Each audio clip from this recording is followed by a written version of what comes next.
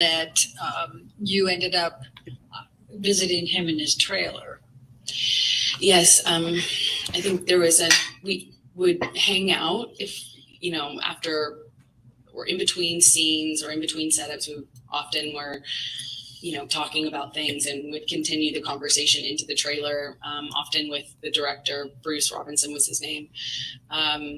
And then at one point we talk about wine. It's another thing that Johnny and I shared in common, a love for wine, red wine.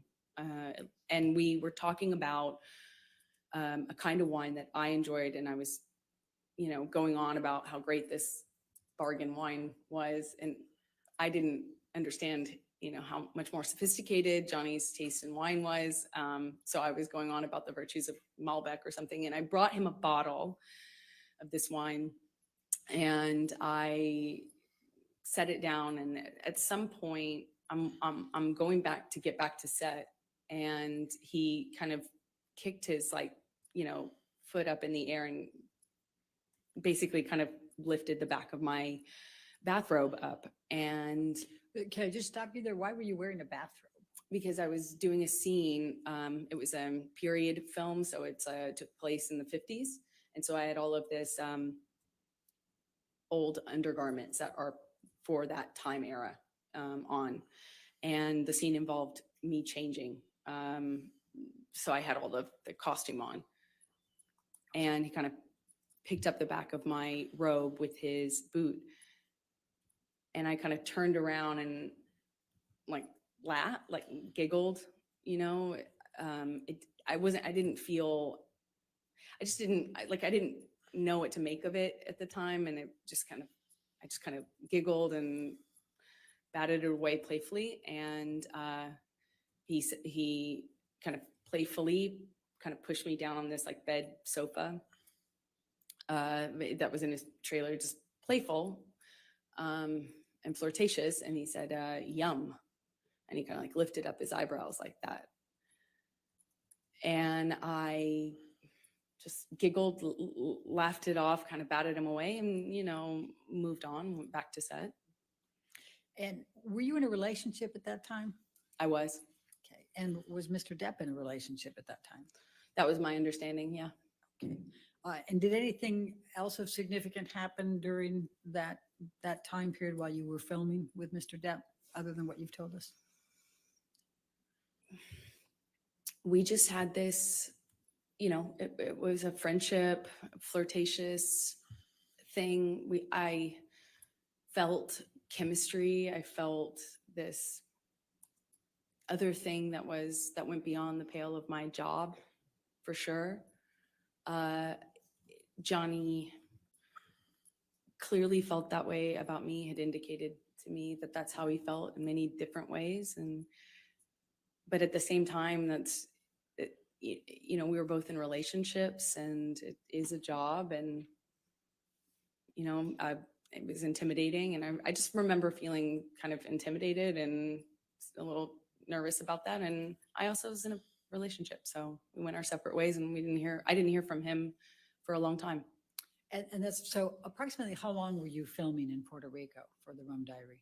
A few months is my best All guess. right. And when you left Puerto Rico and the filming, when is the next time that you had any contact from Mr. Depp? And contact could include anything, communications, written communications, as well as telephone or otherwise. We had no contact until Johnny called me on the phone one day, and I was driving, and he invited me over to his home in California, in Beverly Hills. And I it was out of the blue. I didn't even have his phone number. So it was quite unexpected. He called me a second time, but I don't think we actually connected, or we didn't stay on the phone because we didn't really speak. But the first time was the only time I actually spoke to him, and he invited me over to his house under kind of he said that, we could get Bruce, who was the director, to come over, something about the movie, but it was clearly not about the movie, if you know what I mean. It was, so I said, I said, my friends are in town, and I'm busy with that, and kind of hung up feeling really startled, that didn't know what else to do. What, if any, gifts did Mr. Depp send you during that time period after you filmed The Rum Diary? He sent me several gifts. He sent me a beautiful dress, one that I wore in the movie, with a beautiful handwritten note, said happy wrapping, and made a reference to the dress being wrapping paper. He sent me a few gorgeous, expensive, what I can only assume are expensive, collectible books, items. And then when I was away filming on a different job, he he did send me some guitars. I know one delivery, I was informed about one delivery, and my partner at the time intercepted the attempt to deliver and called me immediately and said, what should I do? And I said, send it back. And she did. And she indicated that there was another one that had already previously attempted delivery, and it was also rejected. I sent it back because I wasn't there and I wouldn't have accepted it anyway. Okay. Did there come a time that you ended up having to go on a press tour for The Rum Diary? I got a call for the Rum Diary press tour in the fall of 2011. So that's close to 2.5 years after you filmed? I'm an actress, not a mathematician for a reason. Roughly, yes. Okay. And could you please describe for the jury what a press tour is? Just explain it to them. Well, you take a movie once it's completed, and if it doesn't have distribution, as part of the promotion of that movie, you go to these various places, normally cities like London or New York, and you do press events in those cities to kind of promote the film, and you go to place talking about the film. And so you were then called to participate in the press tour for The Rum Diary? Yes, I had just finished going through the process of separation with my former partner, and I was moving and going through that, and I got a phone call saying, remember that movie you did in Puerto Rico? Well, they want you for the press tour. And I said, well, perfect timing. And we did that, I think late October 2011. Okay. So describe for the jury your interactions with Mr. Depp during the press tour. Well, on the the beginning of the tour was Los Angeles, where we both lived, and we did a press day, normal press day. And then at the end of it, I was invited by Johnny to come up to his room to have a drink with him and the director of the film. And I went up to the room to see both him and Bruce. But as soon as I got there, Johnny said Bruce wasn't going to make it. So I stayed. Johnny and I started talking. He asked me about my relationship. I said, well, I'm going through it. I'm going through the separation right now, and it's been, rough couple of months, but that's normal. And he said, well, that's same with me. It's been, I can't remember exactly how long he said it had been, but that he had split from the mother of his kids, and said that he understood. All right. And then what happened next? Then we drank red wine and continued to talk, and the talking became us, reconnect. It was like reconnection was almost instant. It was just chemistry. It's hard to explain that, but we sat on the couch and we talked, and it felt like there was it felt like there was an electricity to the room. And it's how I felt when I was alone with him anyway. And it was instant again. I was like, whoa. So on the couch, we talked, finished some wine, and then I got up and left. And as I went to leave, he grabbed both sides of my face, similar to what he did in Puerto Rico when we were filming that scene. And he kissed me, and I kissed him back. And what happened next with respect to any relationship with Mr. Depp? Well, then we fell in love. We went on this press tour, and we went. It was a beautiful and strange time. We we're flying from one, not together, but going from one city to the next, Europe, New York, Los Angeles, as I said, and we're just traveling around talking about this movie that we did together, that we participated in together, and we were falling in love. I mean, it was just, at the first dinner in London, he sat me next to me. He produced the film and was a part of controlling the film and was responsible for different things than I was as an actor having a small part in it. And we went on this press tour, and I think in London he had me sat next to him at a dinner, and then we ended up spending the night together in my hotel room. And for the rest of the press tour, it was on. I'll put it that way. All right. And how long approximately did the press tour go? I don't know exactly how long it lasted. I think, there were press engagements in this city for a few days, and then another city for a few days. And then there was a break, and then there was another press opportunity, I believe. So it was kind of spread out over maybe a month, if I'm guessing. So when you returned to Los Angeles, what, if anything, took place with any relationship with Mr. Depp? Well, once we were back from the press tour, we had this, whirlwind romance kind of just in these like beautiful places all over, and we're falling in love and not able to really show it because the world didn't know about the split between he and his former partner.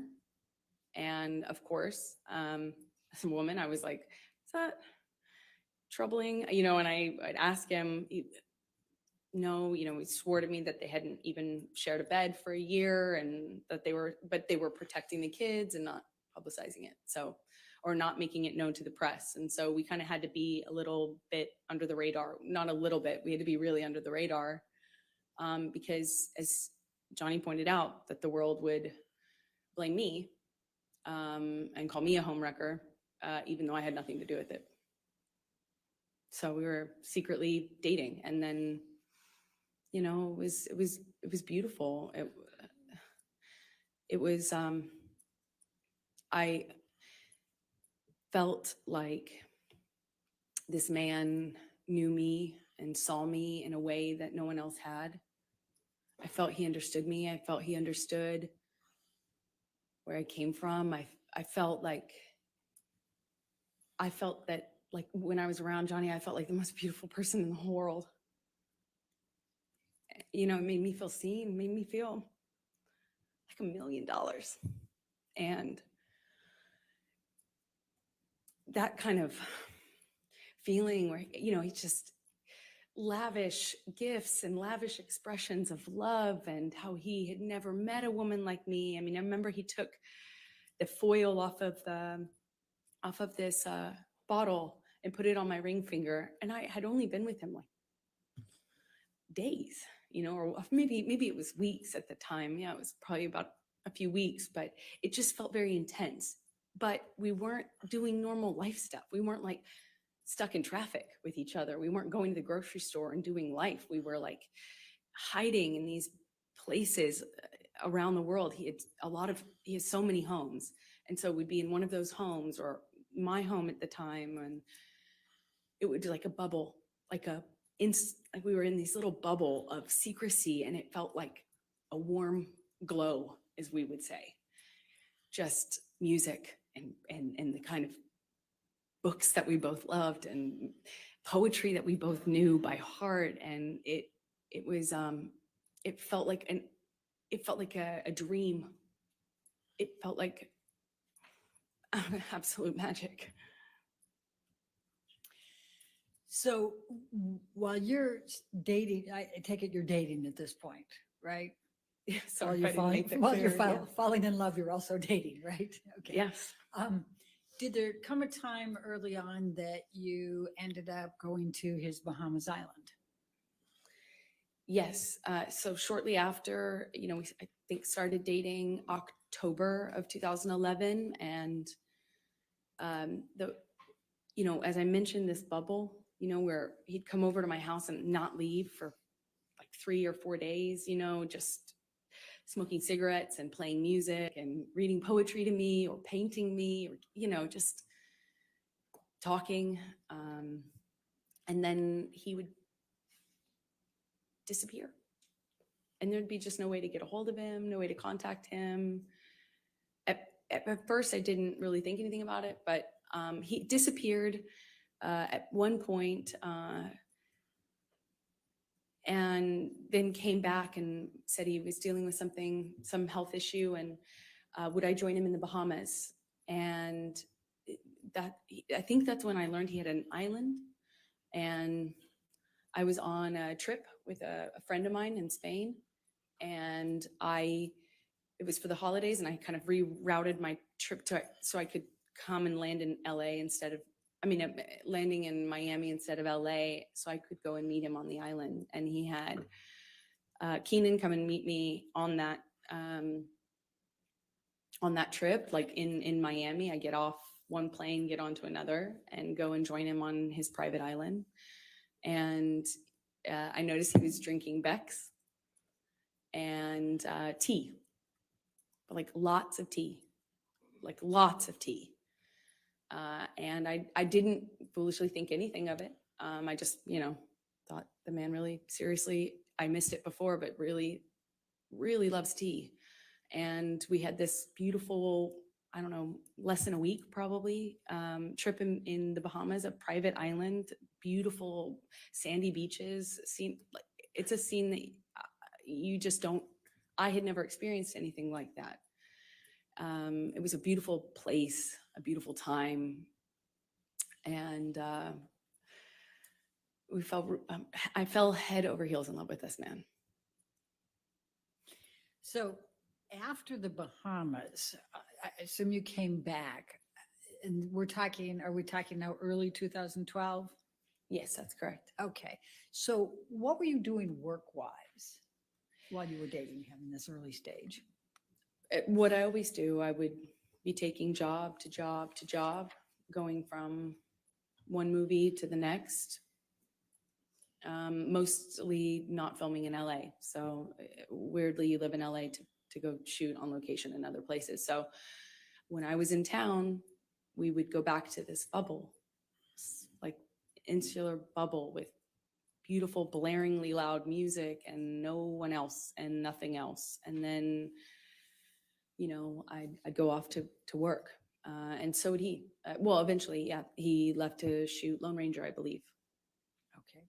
Now, we've heard a little bit about Lone Ranger, and that's about mid-2012, is that right, when he was shooting that? That sounds right, mid-2012, yeah. And were you shooting anything at that time? I was shooting...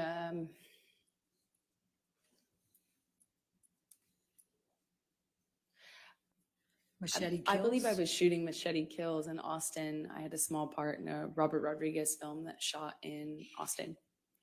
But I think Johnny was shooting and then having some time off, and there was just a lot of travel, a lot of movement. So. And so what, if any, visiting did you do with Johnny while he was on his set for Lone Ranger, and where was he? Well, he was filming all over the Southwest, and at some point I came to visit him and on one of his locations, and I would stay in the house because I couldn't really, occasionally I would leave with his security guards, but I didn't really have anything to do but visit him for a few days. So I'd cook and kind of stay at home and paint or whatever and wait for him to come home and have dinner ready. And we would have these little bubbles, but kind of scattered throughout the Southwest, and as he was filming. And at the time, Johnny had, when I first arrived at one of these locations, it was the first time that Johnny told me that he had had a health issue, something with his liver, and that he wasn't, that's why he was not drinking. He was drinking a lot of tea, like a lot of tea. Okay. And so we've heard a little testimony about boots. What, if anything, did you do to help Johnny with his boots? Well, I mean, I suppose that I took off his boots, and it made an impression on him, and I was happy to, anything I can do to show love. Certainly how I felt about him. But if he wanted to take off his own boots, he certainly could. Did you buy Mr. Depp any knives during that time period? Objection leading. Sustained. What, if anything, did you do with respect to knives during the time period you were with him in the Lone Ranger? Objection leading. What, if anything? Overruled.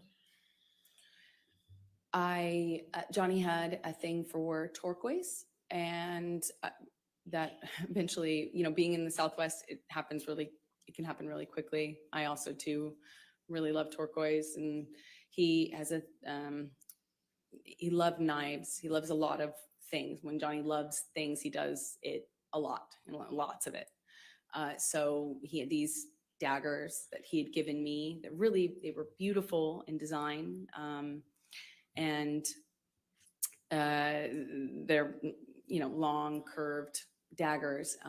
And he just talked a lot about knives, had a knife and gun collection, and was quite proud of it. And at some point, I don't really remember exactly when it was, but at some point I picked up what I thought was a really beautiful turquoise handled knife. And I had it engraved with a saying that Johnny would say to me all the time, which I, thought was romantic, as funny as that is to say now. And what was the expression, the saying? Until death, hasta la muerte in Spanish. Now, by the time that you're visiting Mr. Depp during his shooting of Lone Ranger in the June through August 2012 timeframe, what, if any, relationship has he developed with your family? Oh, well, starting really early on, Johnny was so kind, so generous to my family, but especially my mom and dad. He met my dad, and my dad's a big personality. He's a rowdy guy, and Johnny just all of a sudden, I had never noticed, Johnny have a Southern, all of a sudden Johnny had the Southern accent and was really like buddies with him. And they really seemed to get along very well. They're, just like instantly he was giving my dad gifts. He gave him guns, he gave him knives. They had this, Johnny just really just showered my dad. And my dad's a working man, salt of the earth guy. And he was just like, floored. He's getting all these amazing gifts and being invited to come on to these locations. And, Johnny's this big movie star. And my dad was just like, I think my dad would have married him himself, not if I hadn't. And he just instantly, he gave my mom jewelry, brought her out to come and see me while I was visiting Johnny on Lone Ranger in some part of the Southwest. I think it was Colorado. He gave her this beautiful turquoise necklace. And they were definitely taken by him. And what, if any, relationship had Mr. Depp forged with Whitney by this time, your sister? I believe the relationship came a little bit later as they got to know each other, but he did the same thing with my sister and just really found a bond with them that, was he tried to do anything and everything he could to make them feel like special, and they did. you know, my mom, my dad, and my sister. And what, if any, relationships did Mr. Depp form with your friends? Well, Johnny's so generous and can be this really like overly generous almost, you know, like showering you with gifts and compliments and just, I mean, like, you know, and he has access and means to really, you know, we're not talking about giving you a card. We're like talking about just these like extravagant trips or these extravagant gestures. And it's a lot. And he did that with my close friends. I'm relied heavily on my friends and had a pretty strong support network with them. And he really just showered them with generosity and love and light, and invited them to come to these exotic places and flew people here and there. I mean, it's incredibly generous.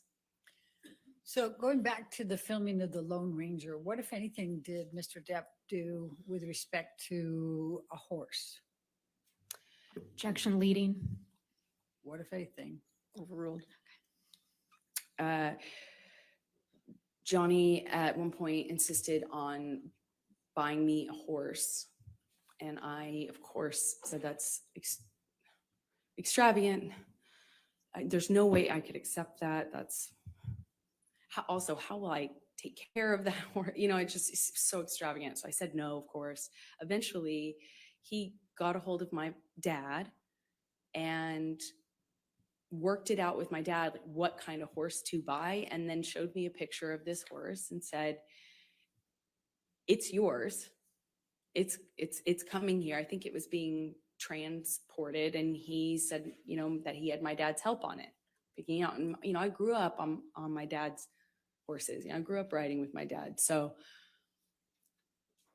you know, I had resisted for, I think, about like a month and a half or something, of him kind of bringing up the idea and me saying, that's a crazy gift. No, thank you. No, that's incredibly generous, but I couldn't accept. To all of a sudden I had a cult. So, so let's take you through 2012 and your relationship. Could you just describe for the jury a little bit about how that relationship evolved through 2012?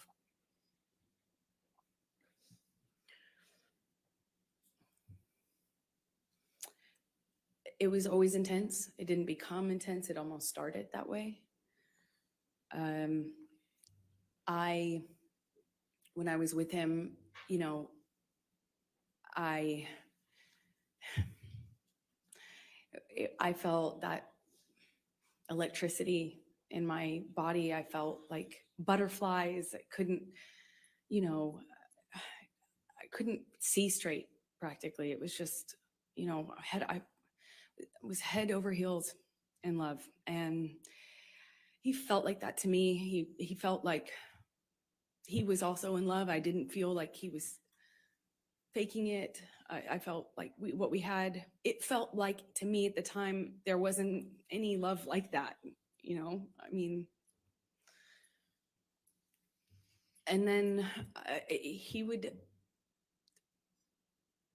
he started to kind of do this thing again where he'd disappear and he'd come back. And I remember at first when he first started drinking, I didn't really think much of it, but all of a sudden the behavior kind of started to go in line with the disappearing, and he'd come back and he'd just be different. And I'd say something and he'd accuse me of saying something else or saying it in a different way, or he would, it was mostly my clothing at the time and me working. That was the main thing. Like, I found myself trying to not talk about auditions because it would change the mood so dramatically. I tried to, you know, he would make these comments about, you know, whoring myself out, but do so in the context of me acting, you know, and he would talk about other actresses who do my role in this way where they were worthless whores, that they were, you know, fame hungry, you know, expletive, you know, just this. The point is, it felt really dirty to be an actor. never mind that he was one. It was dirty that I wanted to do this job that I wanted to do, and I was doing the job of an actress. It was every time I was walking out of the house, he would ask me, "That's really what you're wearing, kid? Oh, I see. You know, I wore a dress to an event once, and I felt beautiful in it." Like, stupid as that sounds, I felt pretty in this dress I picked out, and I showed him because it's a carpet, it's red carpet, so it's like, publicized, and I kind of thought it was weird. He wasn't saying anything about it. I left him to go do this red carpet, and I was like, "Did you see the event I went to?" Basically, I felt pretty, and I thought, like, "Did you see that?" I wanted him to say something about that, I guess. And he said, well, this is after he stopped talking to me for some time, didn't tell me why. When he came back in my life, he wouldn't explain why he was acting different. He just kind of acted mad at me and didn't know what I had done wrong. And when I brought up the dress and the event, because it was an event to support a charity I was really involved with at the time, and I said, "Did you see that thing?" And he said, yeah, I think the whole world saw that, kid. That's how they'll remember you. That's how the world will remember you. And I was like, oh, come on. I mean, it's like, but I felt good in it. I felt good. And he said, yeah, kid, that's what you're putting out there in the world. No one will ever forget that. And that's all they'll see you as. That's what you wanted. That's what you were going for. My dress was low cut. I get it. It's low cut. But I felt, I felt really embarrassed and horrible that I wore that. I felt like, how could I have made that choice? Of course, he's right. You start to believe it. I started to believe that made a lot of sense, of course. But it didn't stop with that. It was clothing in general. And when I walked out of the house, it wasn't just like, hey, you're not allowed to wear that. It was like, oh, really? That's what you're wearing. No wonder you get cast in those roles. No wonder you that's what you are. That's what you're making it. And it continued. And then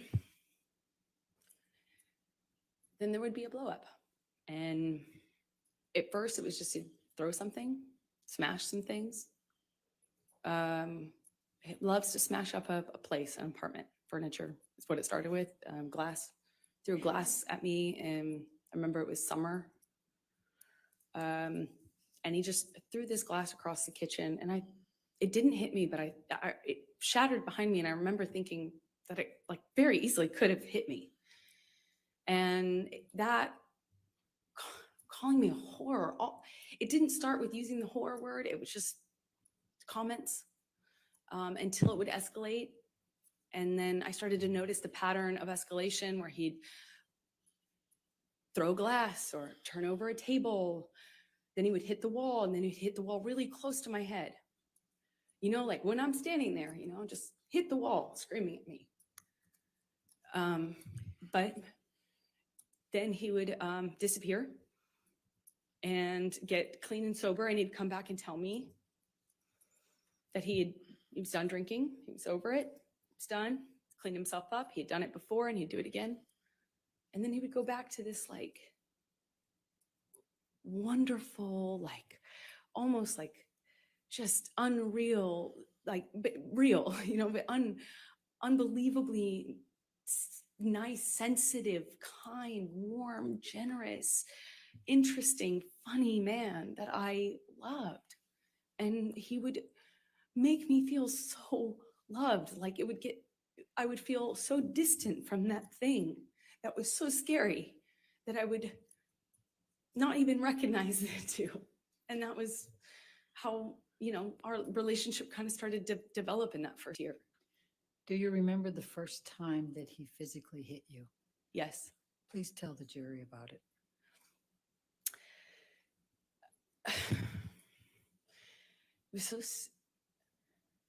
It's seemingly so stupid, so insignificant.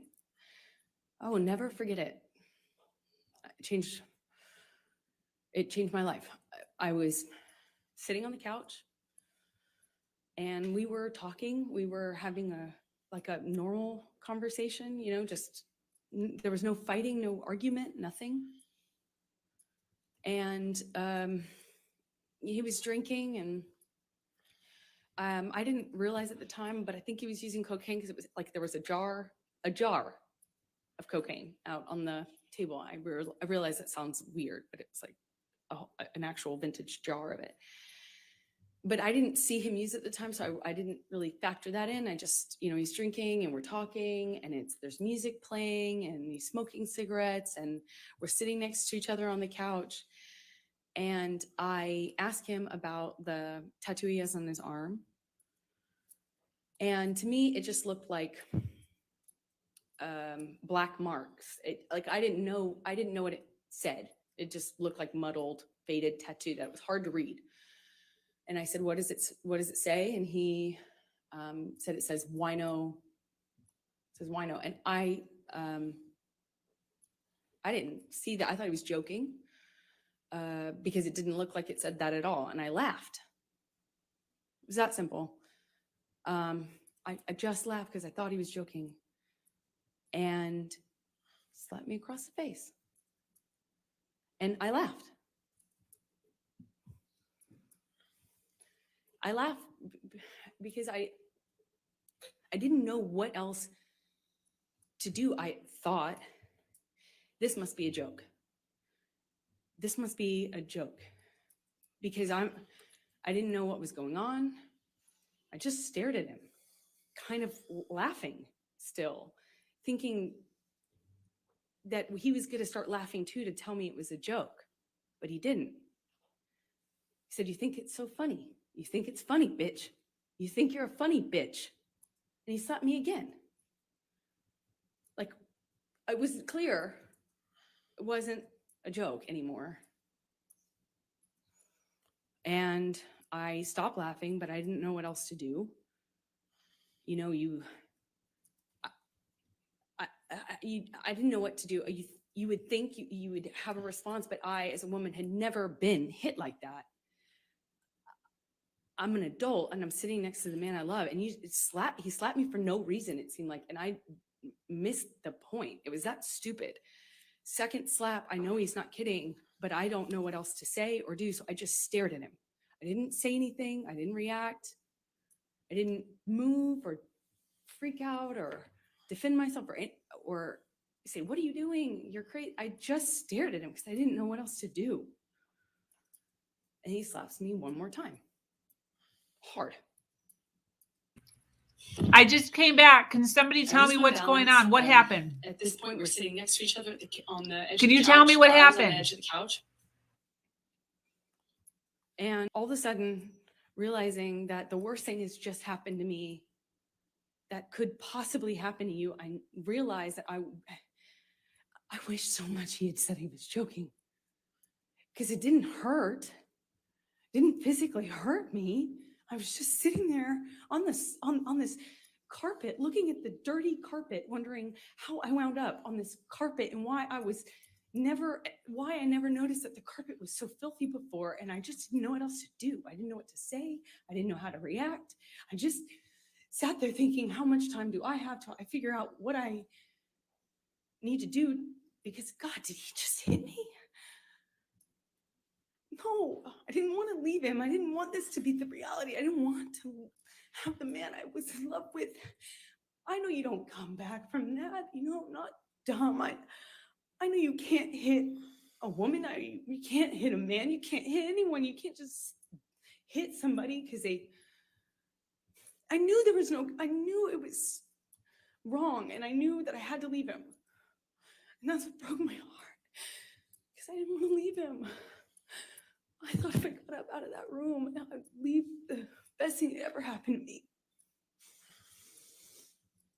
And I wish I could sit here and say I stood up and I walked out of that house and I drew a line and I stood up for myself. I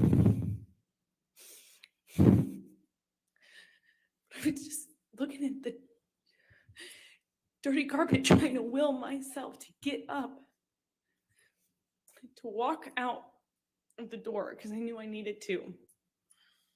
And I really slowly, I stood up and I remember looking at him in the eye and just looking at him, frankly, because I didn't know what else to do. And before I know it, he starts crying. And, you know, like I had never seen an adult man cry. I didn't even really see my dad cry at my grandma's funeral. You know, it's weird. You don't believe that He's Amber's telling the crying. truth? Tears, I mean, just falling out of his eyes. He gets down on his knees and he grabs my hands and he's touching my hands and he's saying to me, I will never do that again. I'm so sorry, baby. I put the fucker away. I thought I killed it and it's done. I thought I put the monster away and I've done it before. It's done. But on his knees. And I didn't have words. I didn't know what to say. I just remember thinking that it was just, he was crying. I seemed so sorry, but I knew I couldn't just forgive him because right? That means it will happen again, no? You know, like I've seen the health class videos, like everyone else. And I got up in my car. She's just straight up lying, you guys think? I made a point to not say, oh, it's okay or anything like that. I just Sitting up didn't there say crying anything. when there ain't no visible tears, like that. I What a went to the joke. car. I sat in my car and I felt like I sat there forever. I didn't want to turn the key. I just leaned my head up against the window. And I remember just seeing my breath on the windshield. This is you know, very on the descriptive, glass guys. of the window of Ladies. the door.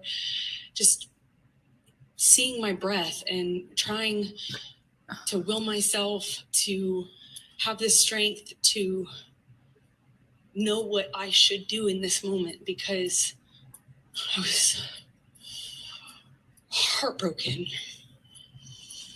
And I sat there for a long time and I eventually turned the key and drove home.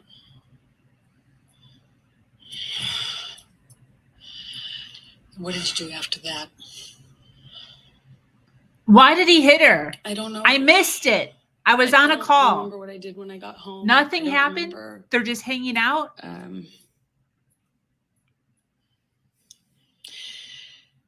I went to my therapist.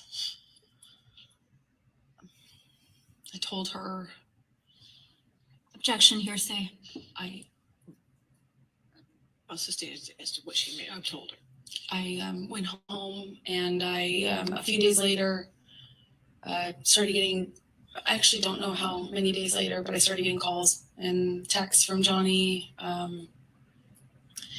you know, apologizing profusely. I mean, just, you know, he said, I'd rather cut my hand off than ever lay it on you or lay it upon you, you know, and he had that way of talking. It felt like poetry. And he showed up to talk, like with the understanding that, you know, he understood I could never forgive him and it was done. So I felt kind of safe in saying, okay, let's have a talk, or, you know, yeah, we'll talk. I think, you know, I know I just wanted to see him, and he comes over, brings me gifts. He brought me a couple of cases, actually, of that Vega Sicilia wine that we've heard about. They've both been abused by Just their really parents. nice, expensive wine that I could never, at that time, dream of affording, you know. And we talk, and he tells me that he had put this. It sounds thing away, truthful. I mean, that's I could trust pretty him. detailed. that it would never happen again. Of course, it would never happen again. Like, she remembered the carpet was He dirty. put this thing away. He killed the fucker, is what he said to me over and over again. I put that fucker away. I killed that monster. I'll kill it again. It's done. Never lay a hand on you again. And I wanted to believe him, so I chose to. So you stay in the relationship?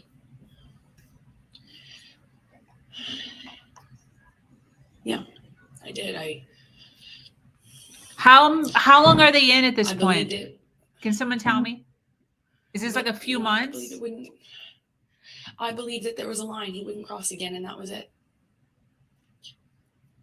That's true.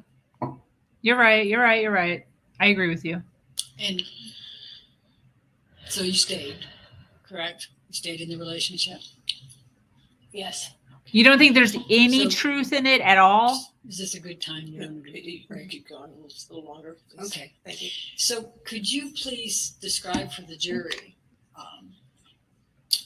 the evolution of your relationship after that time with Johnny? I don't know how long it was until things got bad again. He did start drinking again. I remember it was almost, he'd start drinking again, the disappearing thing, the coming back. He'd come back like in the middle of the night to my house. And it would be unclear to me, drunk, often really drunk, and kind of accusing me, but not directly. Nothing was very direct. It was a lot of accusations, but they were veiled. What I was wearing, who I was Exactly, with. Why didn't Jessica. I text him back? I didn't text him back right away. Nobody else. This is when I was at my place in Orange. Sometimes he would show up. And then to all of a catch me. sudden, so early on, Like that was a pretext for coming like over. they only and were by the married time- for by the time 15 we were done months. Talking, I would have thought I convinced him that I loved him. That I Is only she loved him, married there at was this no one time? else, and The then first time she was that we hit, were back is in she an upswing married and would go back or are they to dating? good, loving, like sick, romantic love, like kind, I agree. sweet, velvety love. And then it would be something I said. Why did you say it that way? If I had to leave for an audition, I could guarantee that when couldn't guarantee, but 2 of those in a row. And when I came back, he was angry at me, and I wouldn't necessarily know why. And then he started accusing me of things, probably like at first it was indirect and then it became really direct. Then the punching of the walls next to my head was just constant at that time in 2012 when he was drinking. Eventually that became, him accusing me of cheating. I'd defend myself. I'd say, that's crazy. You're wrong. I would never, the normal things. And they would escalate to the point where he'd push me or shove me down, and then I'd get back up. And this happened several times, so it's not more specific, I suppose. When I'd get back up, I'd look him in the eye. I made a point of getting up and looking him in the eye. It's my way of defending myself at that time. And I'd look at him, and he'd ask me if I wanted to go again. He'd shove me back down. Oh my Eventually, gosh. just hit me. Do you want to go I again? remember he hit me in the face when I denied having an affair with my ex-wife, my ex-partner at the time. And he said he had proof. I denied it. And I was walking out of the bedroom, slapped me across the face. I turned to look at him. And I said, Johnny, you hit me. You just hit me. I'm going to ask you, so can you bring up 1783, please? Is Johnny laughing? He looks like he's laughing. I'm sorry, What number? defendants 1783? 1783. Thank you. Oh my gosh. Is this real? Is this real? She looks very concerned right Do there. you recognize Blondie this looks concerned. Picture? Yes, I do. And Married, I that's believe what she it said. is? They both said it was unreal love It's and a connection in the picture of beginning. my He said face with, begging. a note that Johnny left for me by the coffee. Typically is where we'd leave notes like that. And does this accurately depict the Did scene he you're actually showing? say It was narcissistic? one of those scenes Or are you saying that? I haven't heard the word as embarrassing narcissistic as it yet. sounds I now, haven't seen don't them know all, which scene this came from. but I have not heard There that was yet. A lot. It escalated quickly, fast, and it became. And let me ask it a different way. Thank you. Is this a picture of you is it an accurate picture? I'm bringing out my Luna Yes. bars And again. I'm going to move the admission. got a of snack. 1783. Your Honor, we have an objection. May we Okay, approach? sure.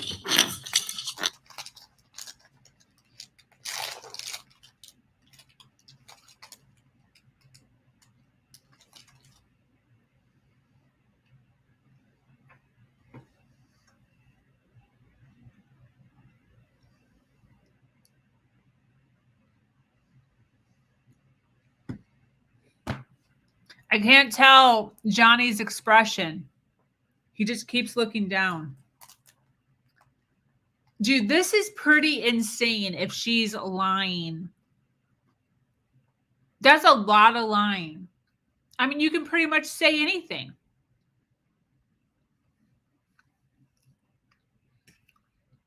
She's being very specific.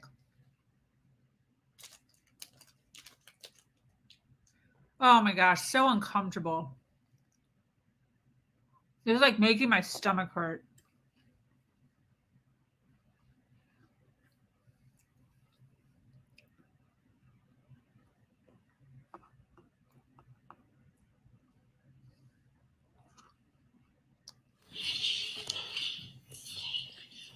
Would you please describe for the jury some of the cycles you had with Mr. Depp through 2012? Amber Heard's on trial. She's So- up there talking. Look at her. In 2012, the violence was pretty, He's relative saying, to what it she's saying that became, he and hit her over and over again.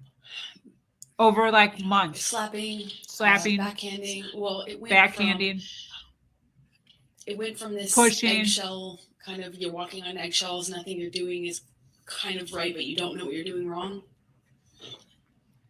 And then I was doing something wrong clearly, but Yes, that's it was her. unclear within the scope of an argument what I was defending myself against. So it would shift from a rumor he had heard that I was with a friend, or I had been photographed standing too close to a male person. That was a person I had had something with, and I was lying to him about. And it would be eggshells, accusations, and then he would explode. It started with throwing things, destroying the property, and screaming at me. I remember the screaming at me was the worst, because I kind of always felt like I had done, I had to defend myself. I had to tell him so he didn't think these things were true. And sometimes, he would shift accusations while I'm trying to dispel one accusation. He'd start another one, and nothing I could do to calm him down. It seemed like I'd walk away, and that would make it worse. I remember in my apartment in Orange, he would grab me by the hair, or he'd grab me by the arm, pull me into him, scream at me that way. He'd smash things around me. Then he would smash things very close to me. And then he would just hit me.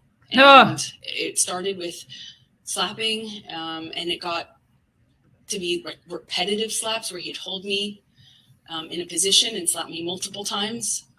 Like in a on the row. face or where, girl? Then Where it is he would be, slapping you?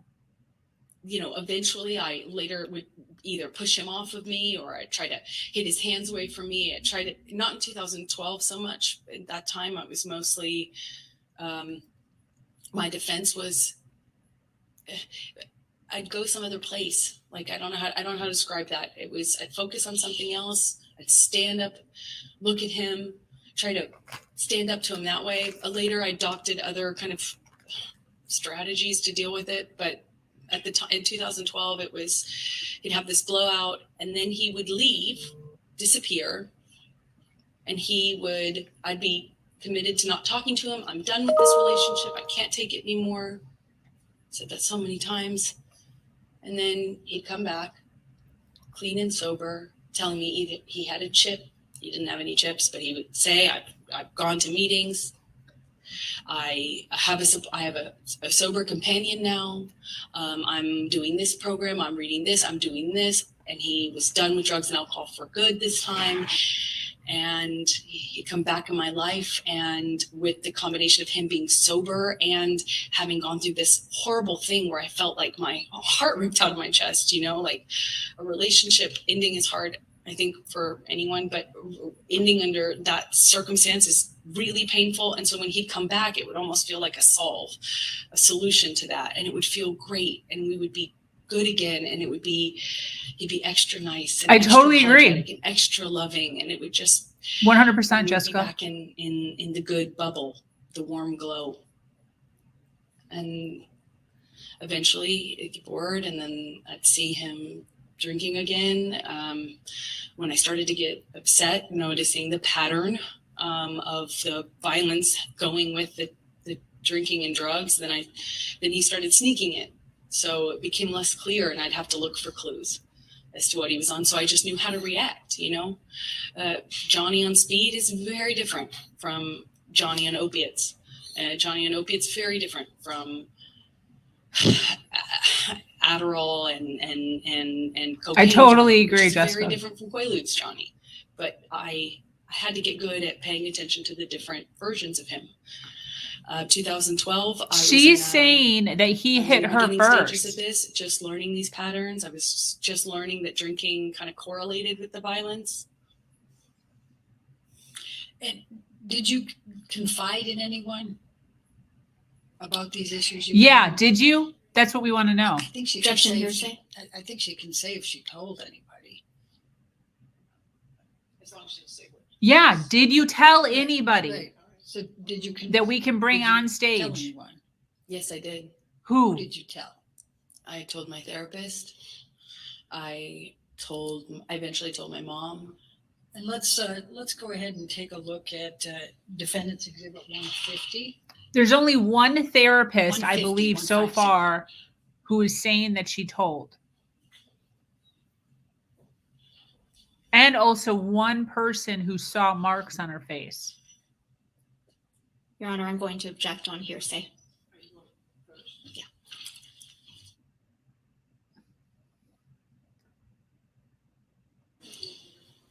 How do not more people have seen this or know about this? Or she tell people?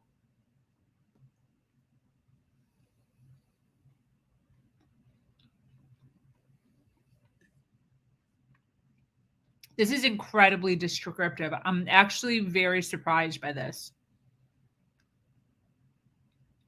This is very triggering for me, though, because what she is saying right now is very much what I went through with my abuser. And it got to the point towards the end, which mine was 13 years. It took me 13 years to get to the point where I wanted to start hitting him back. I never did, ever, one time. But that's when I knew I needed to leave. So those feelings started to bubble up probably 8 or 9 years in. And I knew I have to freaking exit because one of us is going to wind up killing each other.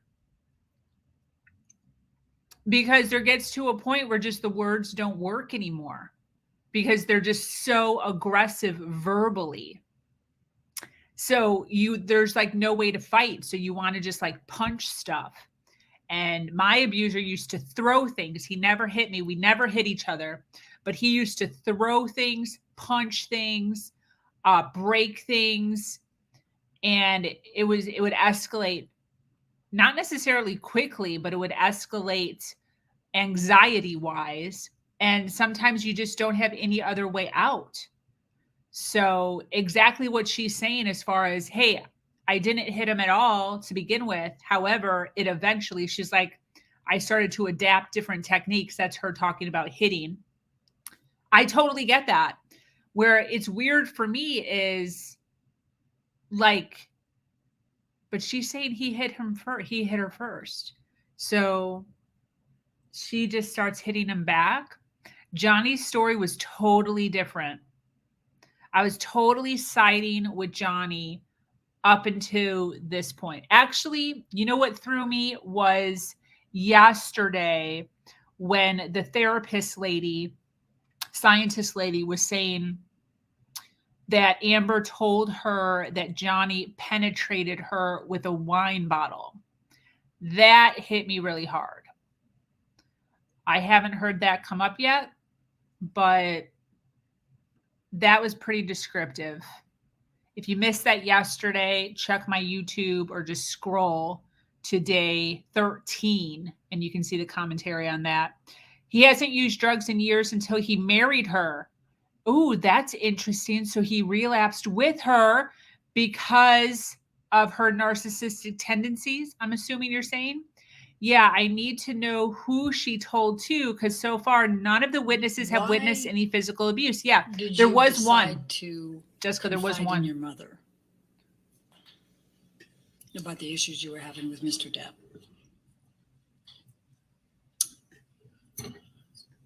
I think I felt safe talking to my mom because Yeah, good. You told your mom. I knew that she understood. I would these totally tell my dynamics mom. and she wouldn't judge me Yeah.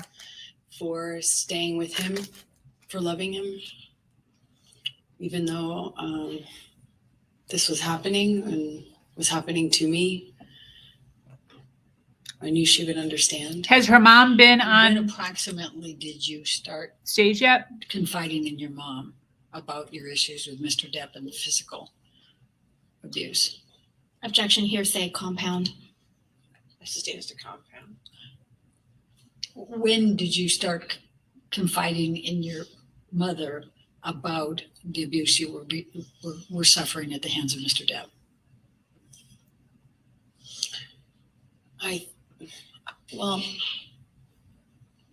was confiding in her from the very beginning about the abuse,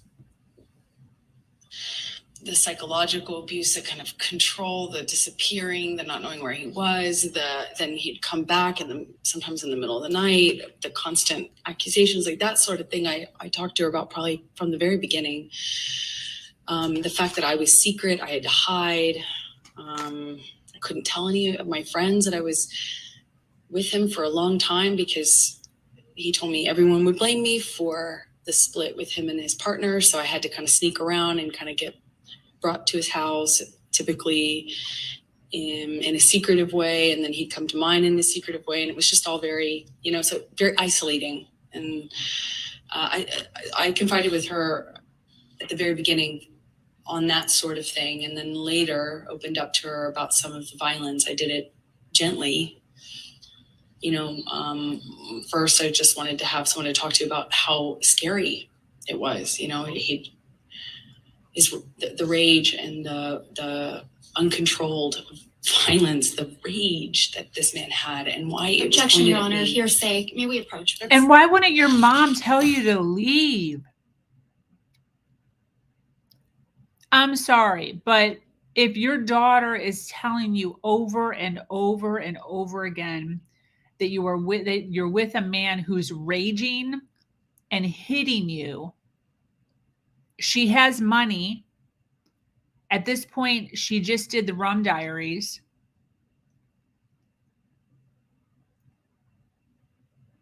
What did mom say? I would like to know what mom said. Ladies and gentlemen, we're going to go ahead and take our 15-minute afternoon break. Oh, so please do come not on. talk about the case. We're doing the outside research. Okay, we'll see you soon. Damn it. I can't even believe this is happening right now, for real. How freaking uncomfortable is this? Look at that. They're standing right in front of each other.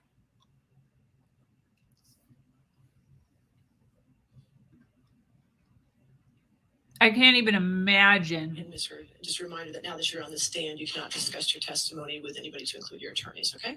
Yeah, don't All talk right, to so any we'll of be your back at invisible 15:05, friends. okay? Thank you. Thank you.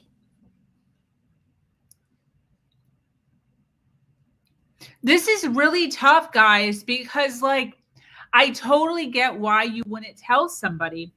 When my ex was abusing me, I thought of calling the police all the time, but scared of the repercussions that would happen. If I called the police and I stayed, then I would get blamed for that for however long I decided to stay with him and have to hear that over and over and over and over again.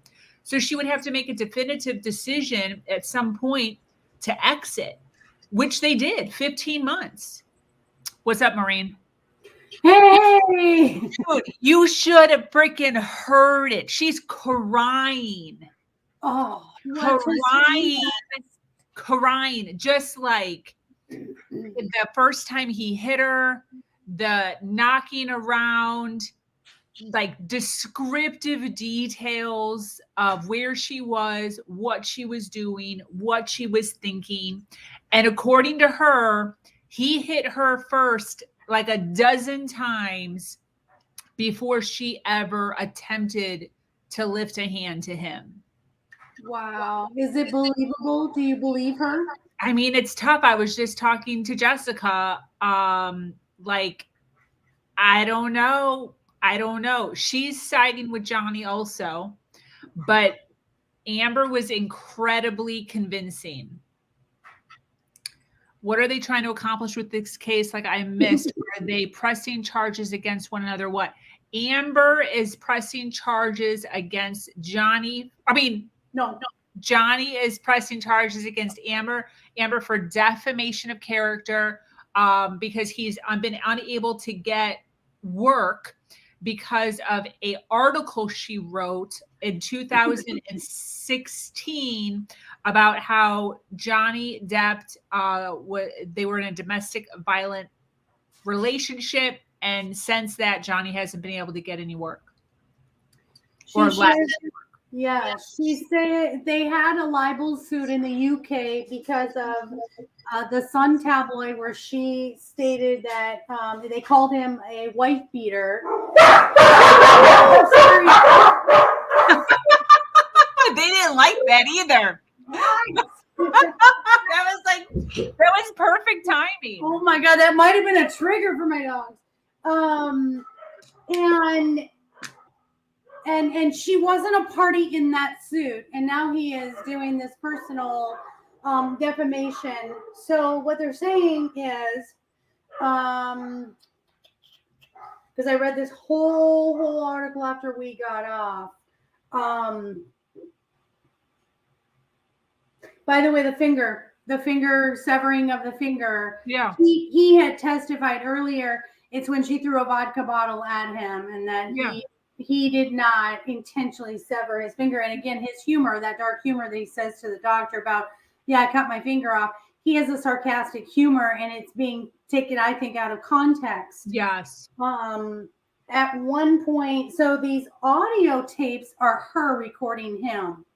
And again, the defense is sort of taking out the pieces that they want to make it look like her, more in defense of her, not getting the whole picture of it. Let's see. There was some really good information. They're talking about calling Johnny or Franco. And they're no shit. Yeah, and they're not sure if it's going to come to pass. They also had someone, James Franco, and Elon Musk. They both came up in court. They were on the witness list submitted by Amber Heard's team, which is interesting. Before the trial began, whether they're actually called to testify remains unknown. And then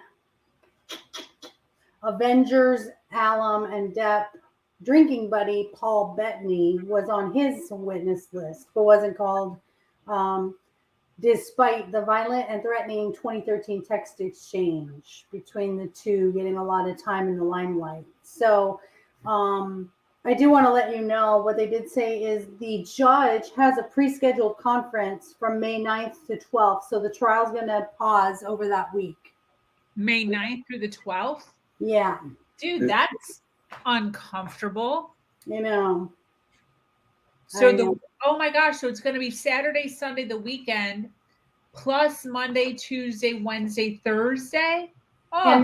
And they say the trial is dark on Fridays, meaning they don't do video on Fridays, is what they're stating in here. Oh, cool. Thank you for telling me. Yeah. Oh, so much. Actual tears, though, for real. Wow. It was very traumatic. Like, I wonder if I could go back and find it.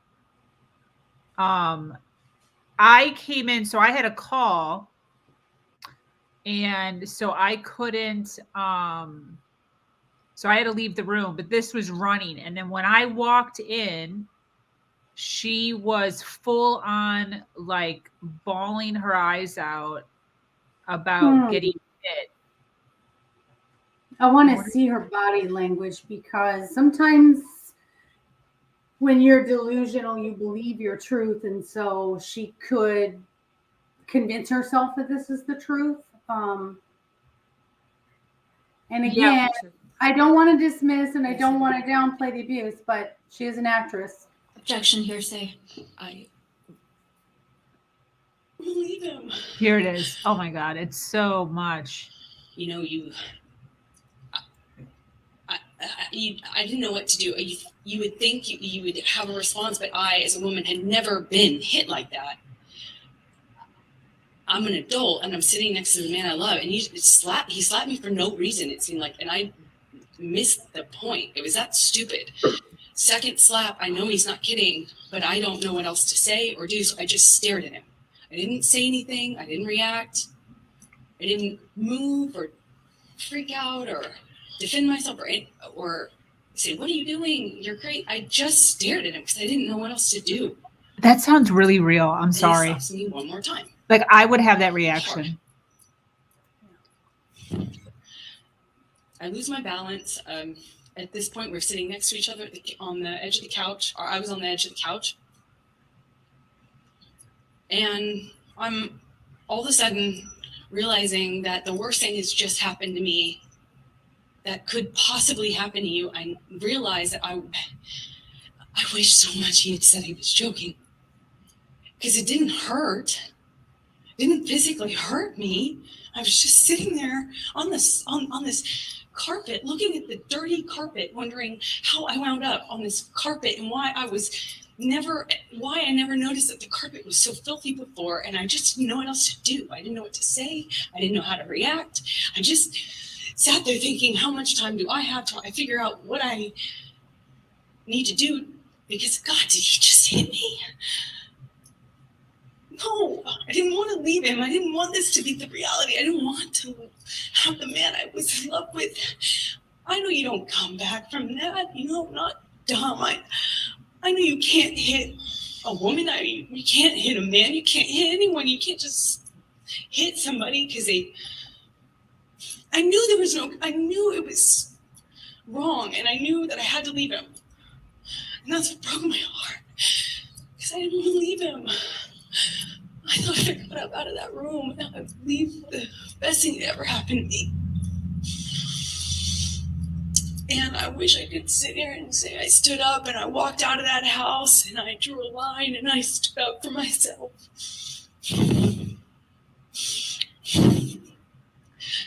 It's just looking at the dirty carpet, trying to will myself to get up, to walk out at the door, because I knew I needed to. And I really slowly, I stood up, and I remember looking at him in the eye and just looking at him, frankly, because I didn't know what else to do. And before I know it, he starts crying. And, you know, like, I had never seen an adult man cry. I didn't even really see my dad cry at my grandma's funeral. You know, it's weird.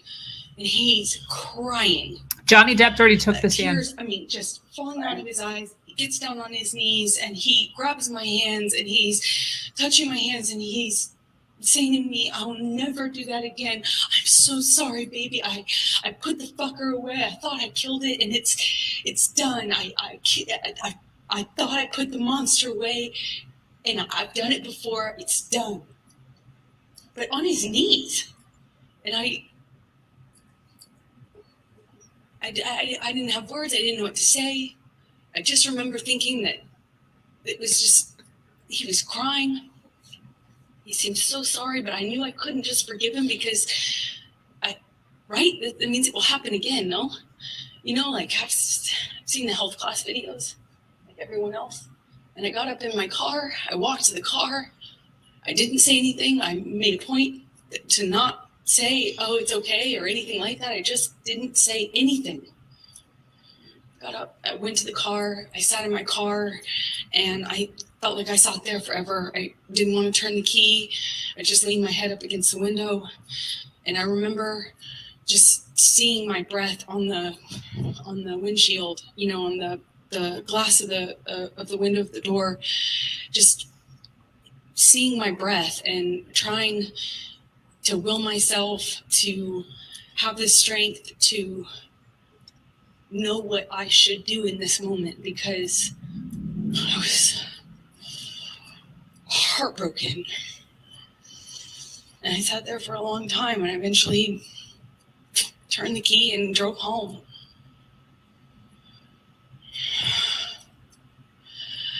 What did you do after that? I don't know. I don't remember what I did when I got home. I don't remember. You You know what I'm noticing is there's no tears. That's, I was gonna say the same thing. There's no tears. He won't look at her. I told her. Objection, hearsay. I'll sustain as to what she may have told her. I went home, and I a few days later started getting. I actually don't know how many days later, but I started getting calls and texts from Johnny. You know, apologizing profusely. I mean, just, you know, he said, I'd rather cut my hand off than ever lay it on you or lay it upon you, you know, and he had that way of talking. It felt like poetry. And he showed up to talk, like with the understanding that, you know, he understood I could never forgive him and it was done. So I felt kind of safe in saying, okay, let's have a talk, or, you know, yeah, we'll talk. I think you know, I know I just wanted to see him, and he comes over, brings me gifts. He brought me a couple of cases actually of that Vega Sicilia wine that we've heard about, which is a really nice, expensive wine that I could never at that time dream of affording, you know. And we talk, and he tells me that he had put this thing away, that I could trust him, that it would never happen again. Of course, it would never happen again. That he put this thing away. He killed the fucker, is what he said to me over and over again. I put that fucker away. I killed that monster. I'll kill it again. It's done. And I'll never lay a hand on you again. And I wanted to believe him, so I chose to. So to stay in the relationship?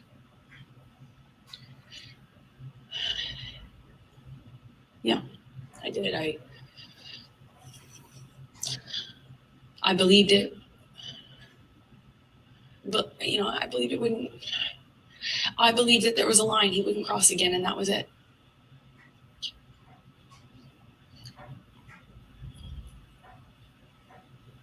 And so you stayed, correct? You stayed in the relationship? Yes. So is this a good time? Right, keep going a little longer, please. Okay. Thank you. So could you please describe for the jury the evolution of your relationship after that time with Johnny?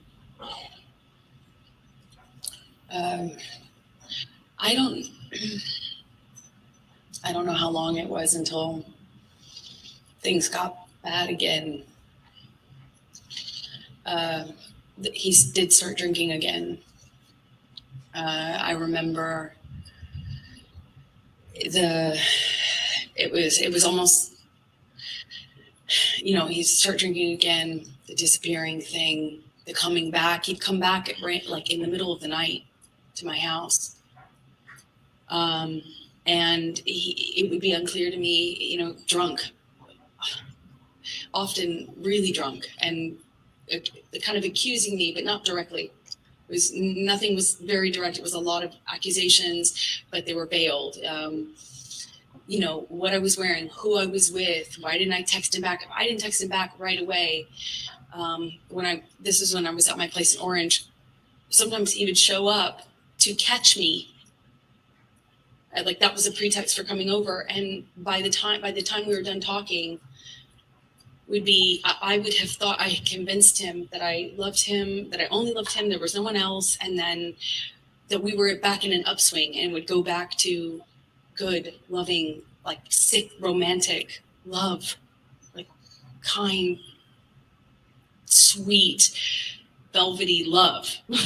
And then it would be something I said, why did you say it that way? If I had to leave for an audition, I could guarantee that when couldn't guarantee, but 2 of those in a row. And when I came back, he was angry at me, and I wouldn't necessarily know why. And then he started accusing me of things, probably like at first it was indirect and then it became really direct. Then the punching of the walls next to my head was just a constant at that time in 2012 when he was drinking. Eventually that became, him accusing me of cheating. I'd defend myself. I'd say, that's crazy. You're wrong. I would never, the normal things. And it would escalate to the point where he would push me or shove me down, and then I'd get back up. And this happened several times. That's why it's not more specific, I suppose. When I'd get back up, I'd look him in the eye. I made a point of getting up and looking him in the eye. It's my way of defending myself at that time. And I'd look at him and he'd ask me if I wanted to go again. He'd shove me back down. So extra. Eventually, he just hit me. How do you go Remember, from he not hit me in the hitting face when anybody I denied ever having an affair with my ex-wife to being my like, do you ex-partner want at to the go again? Yeah. time. And he said he had proof. I denied it. And I was walking out of the bedroom, slapped me across the face. I turned to look at him. And I said, Johnny, you hit me. You just hit me. I'm going to ask you, Michelle, can you bring up 1783, please? What do you make of that? What number again, please? I'm sorry. He won't even acknowledge, or he Defendant's won't even make 1780. eye contact. He won't even acknowledge anything that she's saying. But And is it like uncomfortable or Do you because she's telling the recognize this truth? Picture. That's the Yes, I thing. do. Is it uncomfortable? I remember going to court taking my. It's a picture of my face with. I couldn't even look at him in the a courtroom. note I that did Johnny that left same thing right there. for me Would just by keep my the head coffee. down. Typically is where we'd leave notes like And that. my Does feeling this was accurately everything depict you're going to say is a lie, and I am not It going to was give you the one of those satisfaction of even scenes getting eye I, contact. Yeah. Totally. As embarrassing as it sounds now, I don't know which scene this came from. There was a lot. It escalated quickly, fast, and it became. Let me ask it a different way. Thank Is this a picture of you? Is it an accurate picture of you? Yes. Your Honor, I'm going to move the admission of 1783. This We is have so objection on the tough. Like, how do you even Find the truth? go about telling the truth? She could just say some crazy ass shit. I know, and she's actually believable. The dramatic effect is that It her is acting. weird, though, that there's not even tears. Like, she didn't even have to go like this. Yeah, not a single one. I mean, isn't that a little? I know it's like 8 years ago or something. So maybe all the therapy and stuff, maybe she's healed or healing. But I don't know. That to me is a little awkward. Yeah. I don't know that when you're sitting in front of your abuser, I think you would cry. You cry just talking about your story. So, Yeah.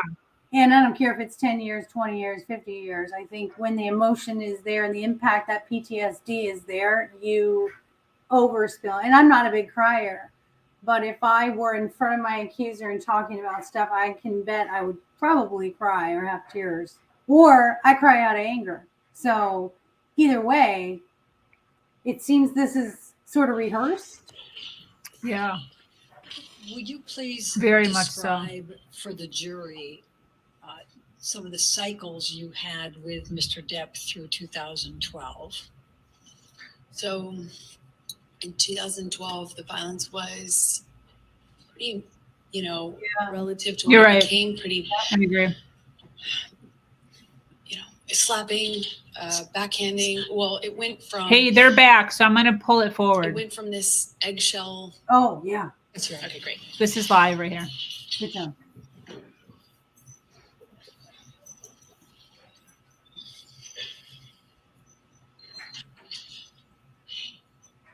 When do you have to go? Like 15? I just rescheduled. No, you did not.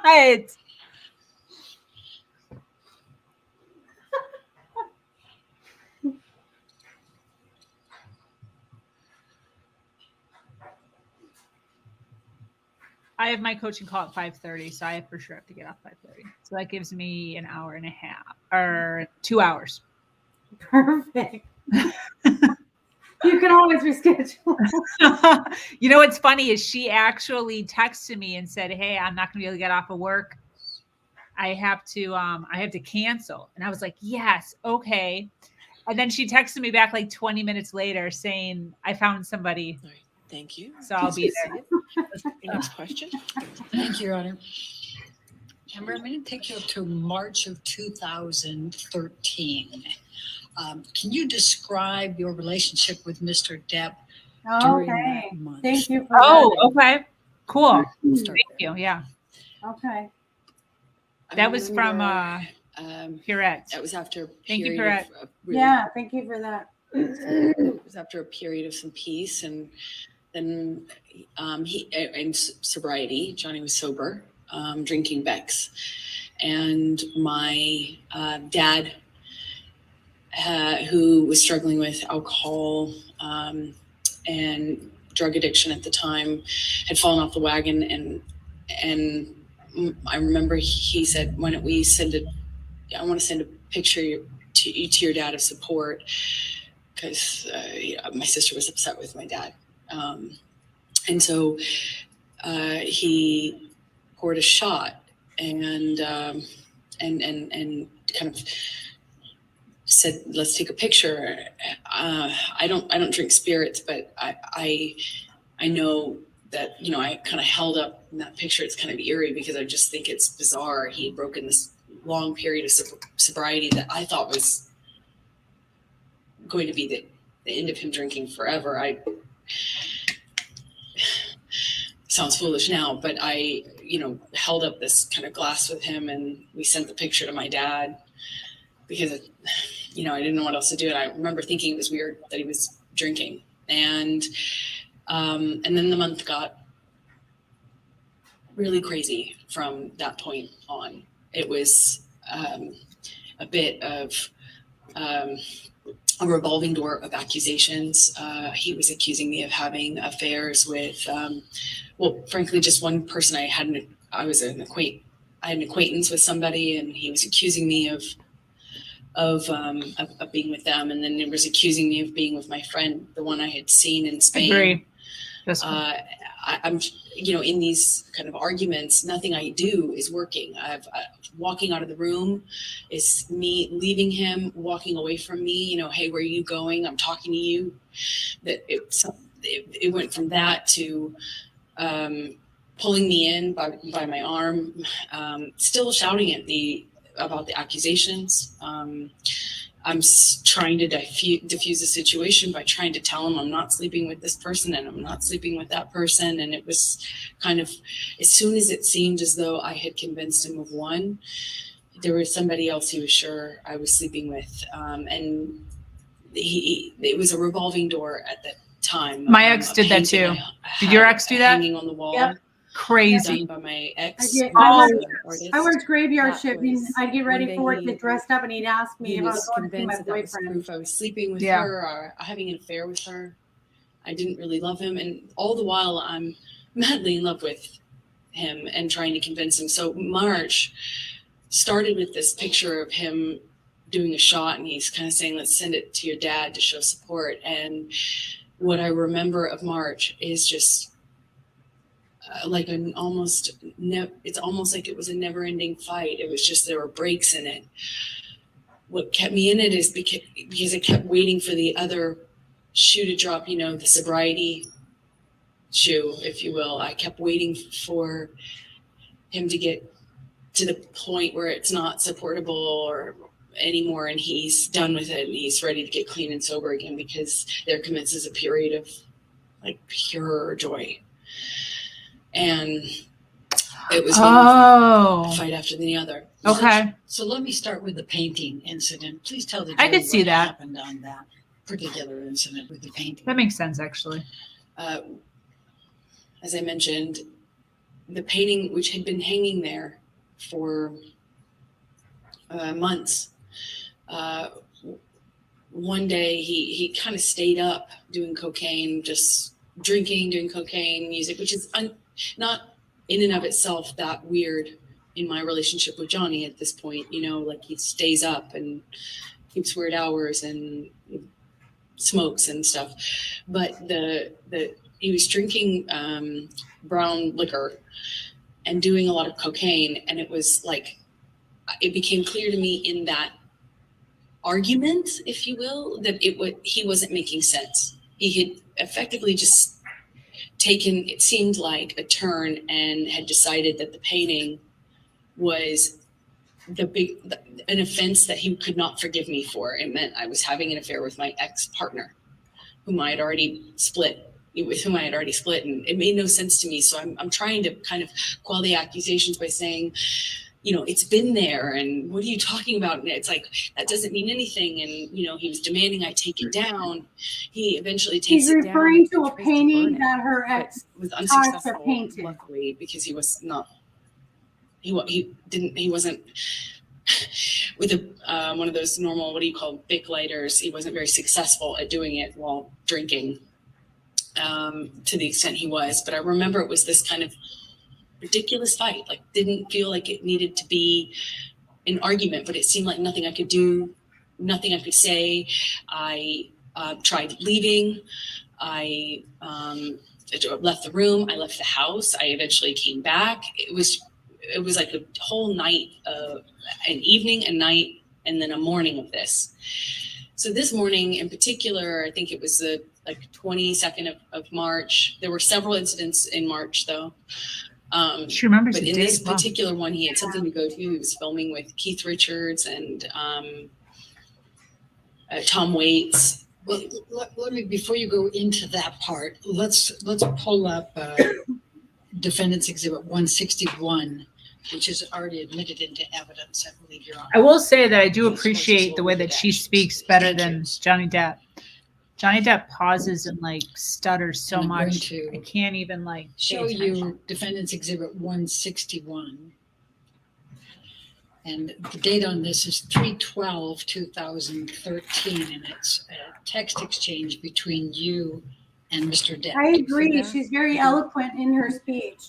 Yeah. The first one is from And there you is to something Mr. that Depp. makes it Just thought you believable should know because there exists people a who are book. lying take a lot of Is pauses. that to you? Is Not. it to Mr. Depp from you, or it's vice versa? Ooh, It's yes. Johnny texting me. Just thought you should know there exists a book titled Disco Bloodbath. And then you say, we need that book. And you say, is this about last Friday night by any chance? And he says, how can you make me smile about such a hideous moment? And I'm not going to repeat the rest of it. Could you tell the jury what happened on that Friday night? Oh my gosh, do you see that? I fucking love you, you cunt.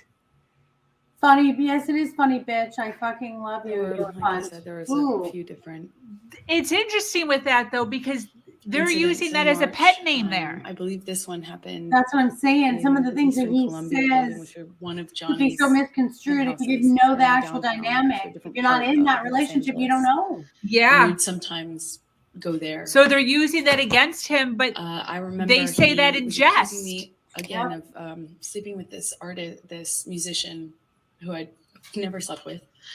I was denying it. I barely knew the person. And then he was accusing me of sleeping with my friend in Spain. And I remember nothing I could do. He like called this person on the phone and screamed at him. He didn't speak English, so he was really confused as to what he was being yelled at by Johnny. but I remember those were the accusations. That was the fight. But it was one to the next accusation, and I remember I was kind of doing that juggling act. I was in his one of these fights, I believe it's this one, in his downtown ECB, we call it loft, and we're in the kitchen living room area, and he backhands me. Ask that to And- my ex and Maureen's ex too. You know, Our was, exes did the same thing. And I you know, used to there was a lot ask of that. rings. If you think I'm always cheating on you, why are you still with I me? I actually remember- used to Why are ask you just with me? Yeah, I used to feeling say that my all lip the time. into I'm my so teeth. horrible. Why are you with me? Yep. And it got a little blood on the wall. It isn't about the cheating. It's Just- about asserting their That's all. power A little over bit of blood on the us. wall. You know, as hard as it is, as hard as it is to explain this,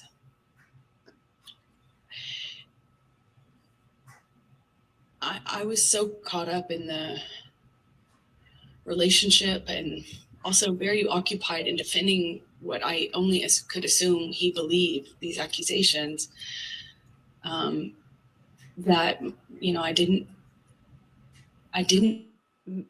Internalize, like I didn't make that big of a deal of it. I kind of pride myself on being tough, and I don't make a big deal out of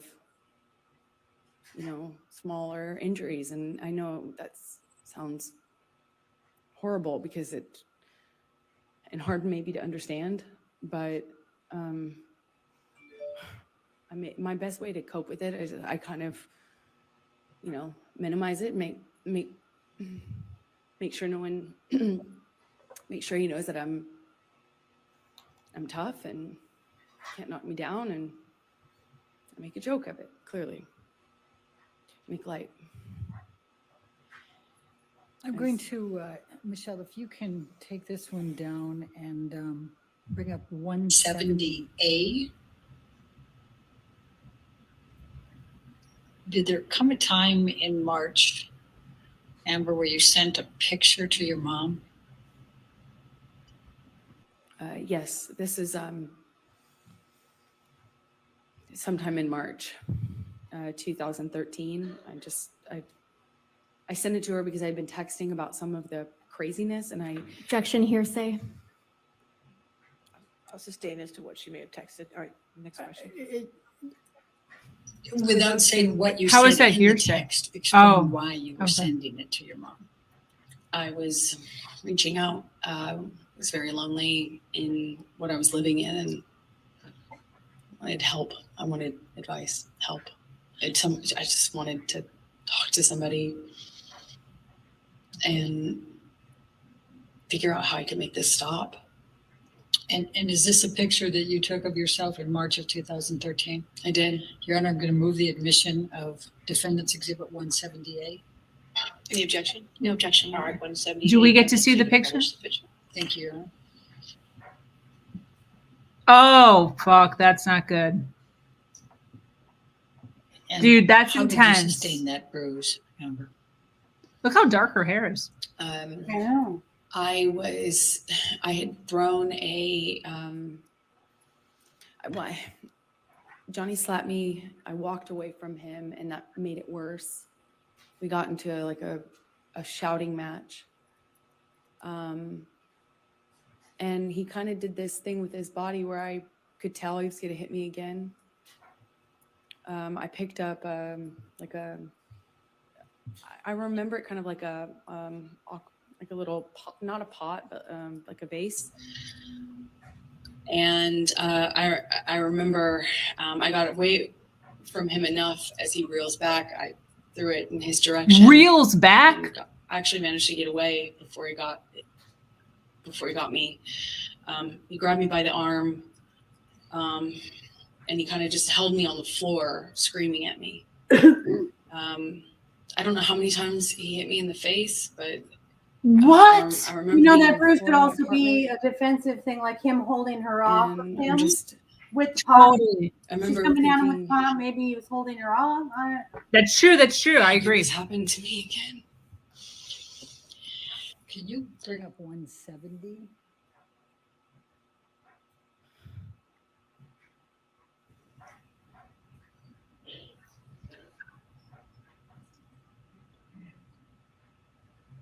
Thank you, Michelle. And if we can, and just to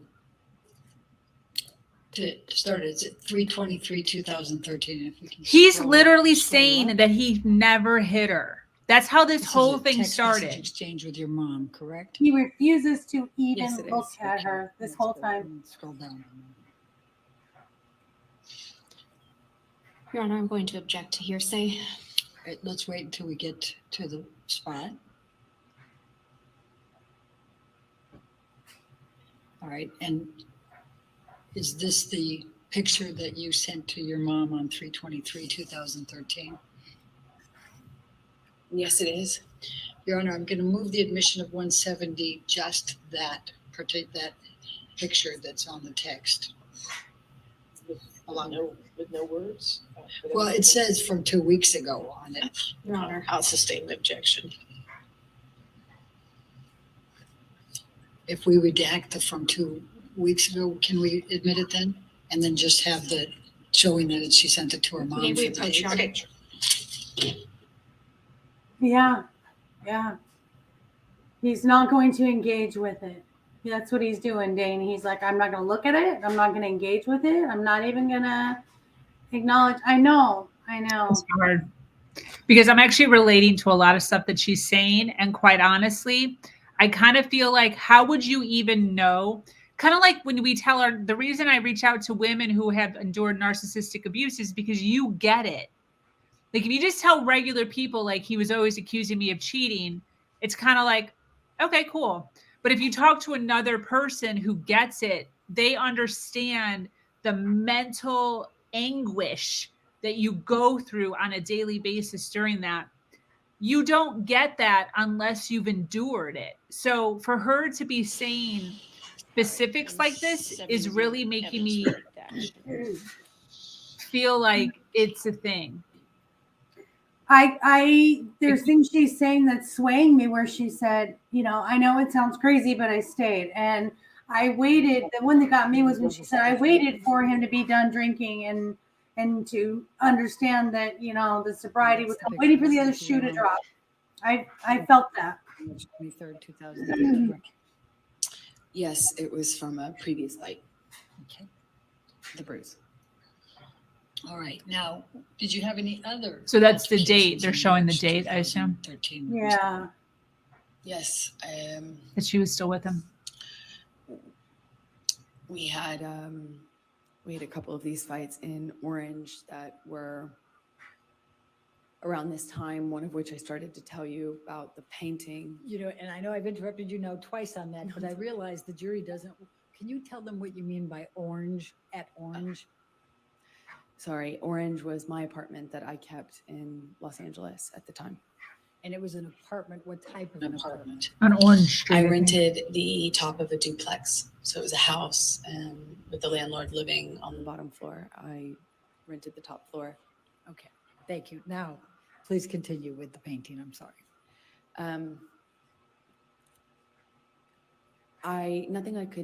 It seemed like nothing I could say to Johnny would convince him. He wanted me to remove the painting. Are and they he wanted me to married? admit to this Yeah. affair that I wasn't having. Why And- do they have their own places? I didn't want to admit to it because it's not true. So I held out and he just drank more and did more cocaine. And I woke up the next morning, I think it was on the 22nd or the 23rd. I woke up in the morning and the breakfast table was like cocaine and booze. And I realized that I wasn't going to be able to talk our situation down. I wasn't going to be able to talk him out of it. And he was just so convinced that I was fighting with him or the reason that he wouldn't leave the house, and he had something to go film that was important, and there were important people waiting for him. And I remember people were reaching out, his assistants, his manager, sister, everyone was wondering where he was. And I kept feeling embarrassed and unable to move this person out of my house. I couldn't calm him down. I couldn't change. He was just so intent on me admitting the details of this affair that I wasn't having. Dude, And me pointing I out don't that know. cocaine wasn't making his situation. I'm not detecting deception either, because usually you look down Not to in the the nag. left when you're lying. So She's eventually, making eye contact. She's looking up. he had kind of a buddy relationship with her at the time. And at the time, she occasionally did cocaine. I didn't, but she did. So I was like, hey, But come then I believe over. the arguments were You know, real. maybe you But can it's the buddy domestic him and violence talk him part of into it leaving the that's in house, question. just getting out of Laying the hands on her. And she did. I remember his assistants trying to get him out. Like, we eventually in the evening, I think early evening, he finally agrees to leave, but I can't tell our relationship status. I can't tell if he still is convinced of these things or if he's just going to sleep it off and it's going to go back to normal sobriety, sorry kind of phase. And he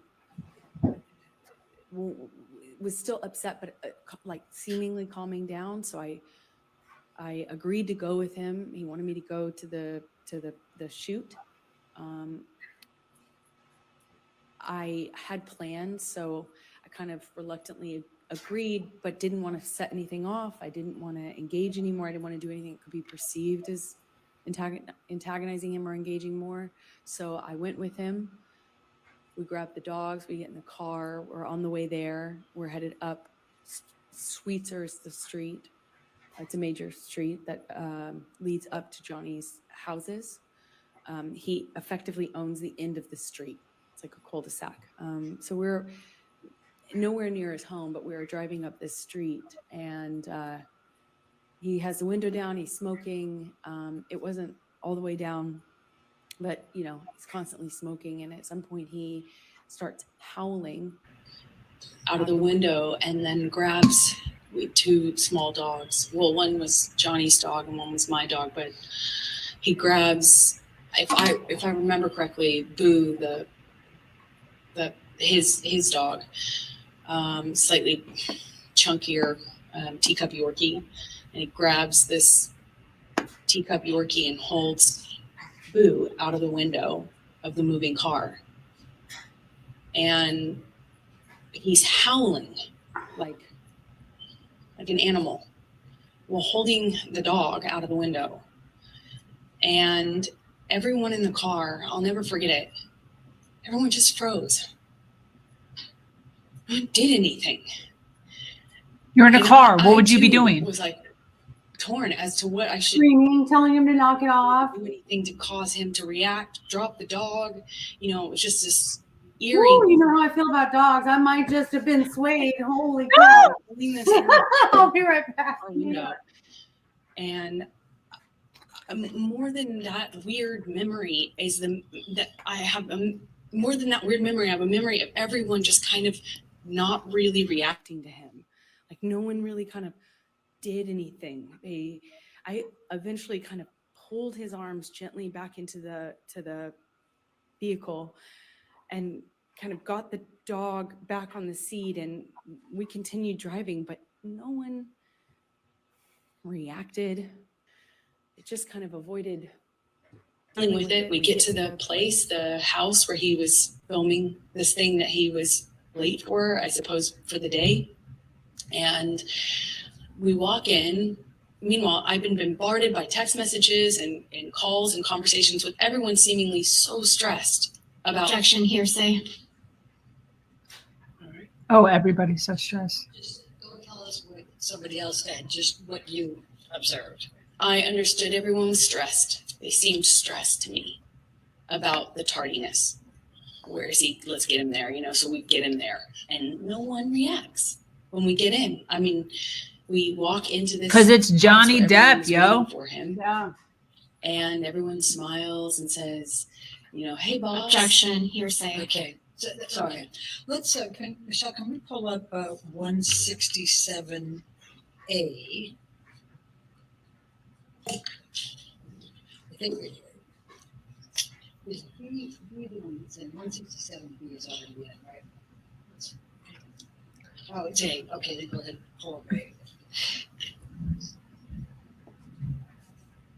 Does your Honor show that one to be in 167A?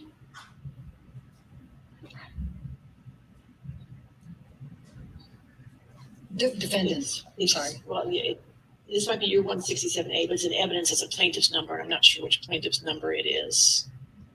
I don't need it in twice, so. I would agree.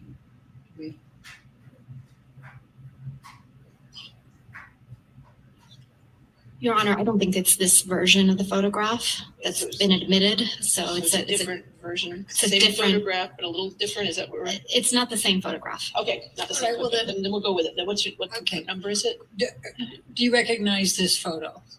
Yes, I do. Please tell the jury what it is.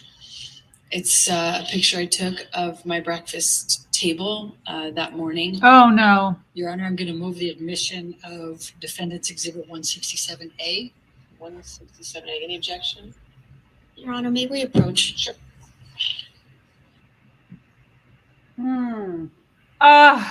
Johnny, you're If guilty. If I have photographic proof, then I'll believe in it. So this is going to be interesting. Yeah.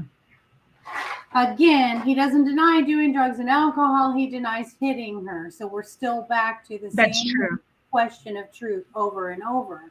This is true. 67A is in evidence.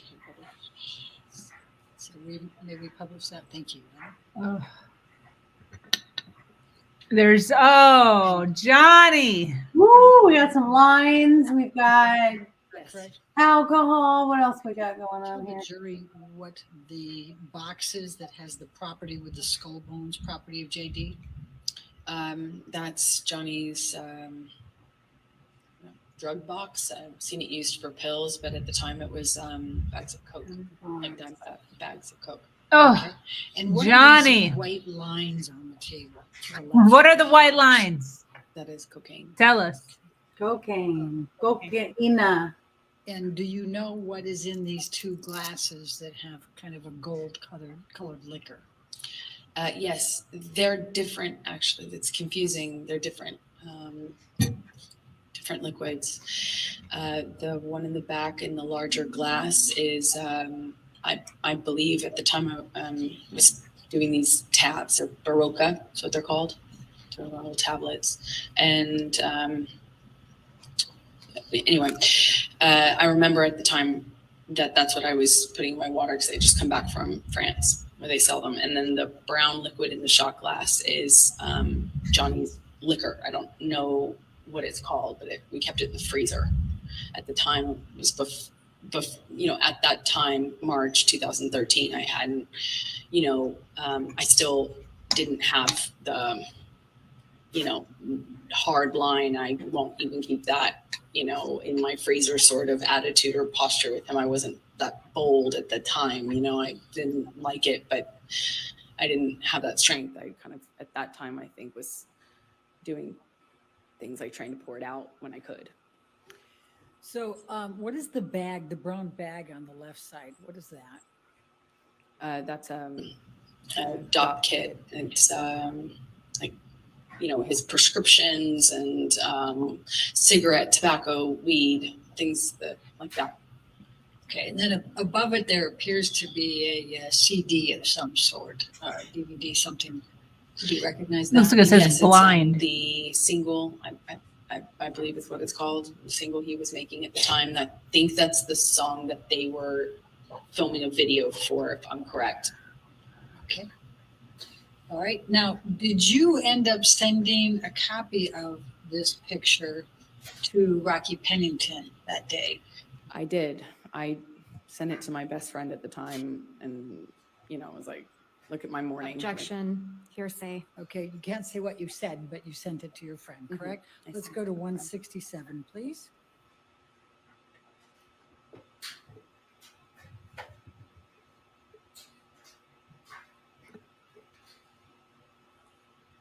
And is that the email in which you sent this picture to Rocky Pennington on 3/22, Yes. 2013?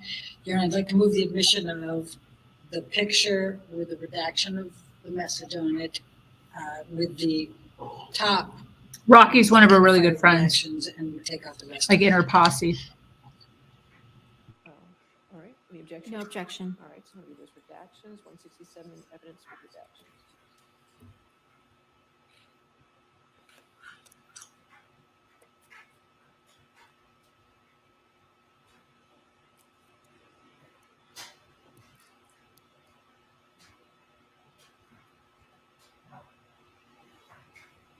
All right. And may we publish, please?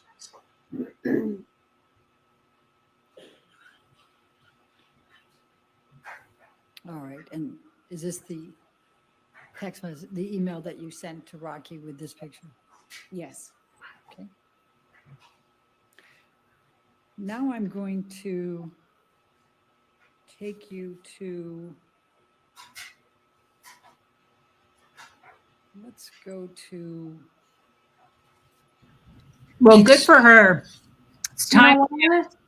Yeah. Now we have photographic proof. Now we have timestamp stuff. Now we have evidence. Yeah. That's different. It is Yep. That it's helps a- her. like a fancy trailer park, like a little hotel in the middle of nowhere, set up with these little trailers, and we had made a plan to go there with friends, and we were going to do, like laughy, as we said, laughy drugs, like mushrooms, eat mushrooms, sit by a campfire. There's really not a whole lot else to do out there. It's like a getaway. We had made this plan, and it was going fine. It was like a, kind of like a party out in the desert, with a few friends and campfire and music. And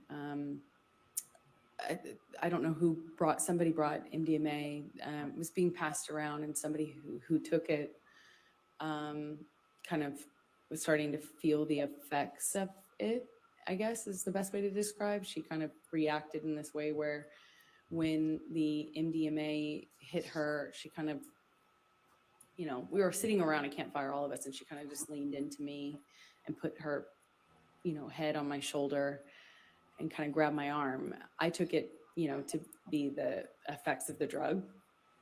And I think I had eaten a mushroom cap, but was not feeling anything at the time. I don't remember feeling anything, because the night just kind of changed pretty dramatically before I really felt anything of the effects of that. But that was the environment we were in, and as soon as she kind of did this thing where she leaned into me, Johnny gets really activated. He gets really upset, and he starts. Well, at first she thought he was kidding too. She thought he was kind of making a joke. I think we all did. Everyone kind of responded at first, that it, like it was a joke. But he was like, "Hey man, what are you doing? What do you think you're doing?" And she kind of giggled and kind of leaned into me more, and I knew in my body just instantly that it wasn't a joke. Yeah. But she didn't. So she's kind of still attached to my arm when he says it again to her louder. He says, "Hey man, you think you're touching my fucking girl? You think you're touching my fucking girl? That's my fucking girl." He gets louder and louder. And she kind of did this thing, half understanding what was going on. I think she kind of started to cry at this point, but she kind of threw up her hand. Plus she's on grabbed drugs. Her Right. wrist, and kind of twisted it. He grabbed her wrist. And pulled her into him and said, "Do you know how many pounds of pressure it takes to break a human wrist?" Oh my gosh. Huh? Johnny. And he kind of held her, and she just looked frozen. Where's this girl at? And That's what I was just gonna say. I want to hear her tell that story. she was just denying understanding what was going on. I stepped in. I kind of take Johnny's arm around, kind of take Johnny's hand, and kind of we start communicating. I don't remember if he immediately was accusing me or if it was sometime after. I wish I remembered, but we agreed that we'd go and talk about it in the trailer. So we walked to the trailer, and when we're in the trailer, Johnny, by the time we get into the trailer, Johnny tells me that I had been instigating the, and asking for this, and that I had invited it, and that I hadn't been honest with him about my relationship with this woman. I didn't really know her that well. I mean, I actually don't know her at all, but I had met her. And I remember in the trailer, he's accusing me of lying about it, and that I had something with her. I'm trying to diffuse that. I'm trying to calm him down. And he just turned all that, it seemed like he turned all that rage onto the trailer itself. And just started smashing things. He picked up something on the table and threw it right into the glass cabinet. He hit with his hand a wall sconce, cleared the tabletop on the little fold down, like kitchen dining room area in this trailer. I mean, it's a trailer. There's only so much you can do. And he's screaming at me, just screaming at me. And I eventually go back into the bedroom area. He comes into the bedroom area. We had what I can only describe as it sounded like nonsense from him. It wasn't making sense. And I realized that he's just probably really high, because it wasn't making sense anymore. It wasn't like a direct accusation. He wasn't hearing me when I was saying I wasn't involved, wasn't cheating on him. I wasn't secretly trying to engage this woman in some sort of sexual affair. And then it became clear to me he was like looking for something. He cleared things off the bed. I went into the bathroom, and as I come out, he asked me where it is and how long I've been hiding it. And I was like, what are you talking about? And he says, you know what I'm fucking talking about. You know what I'm fucking talking about. Be honest with me. Where are you hiding it? And he kind of like makes to look into the bathroom. And I gestured to the bathroom, which was to my right. I kind of like gestured to him, and I said, like, what am I hiding, and where am I going to hide it?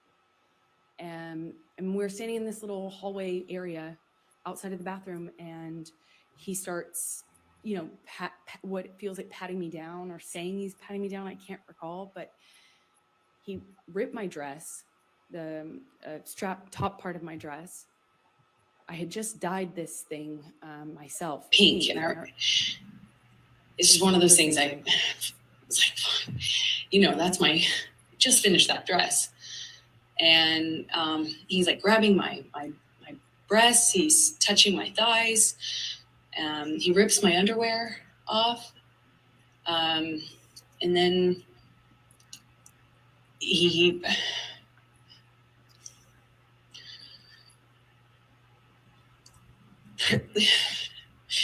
proceeds to do a cavity search.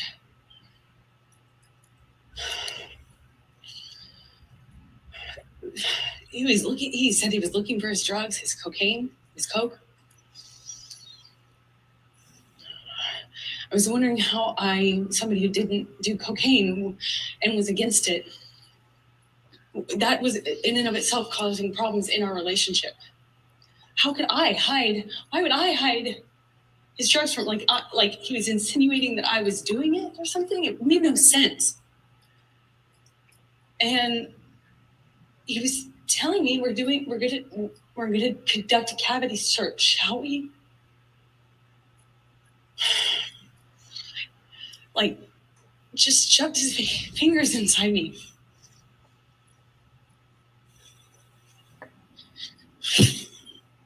Dude, that's pretty fucking intense.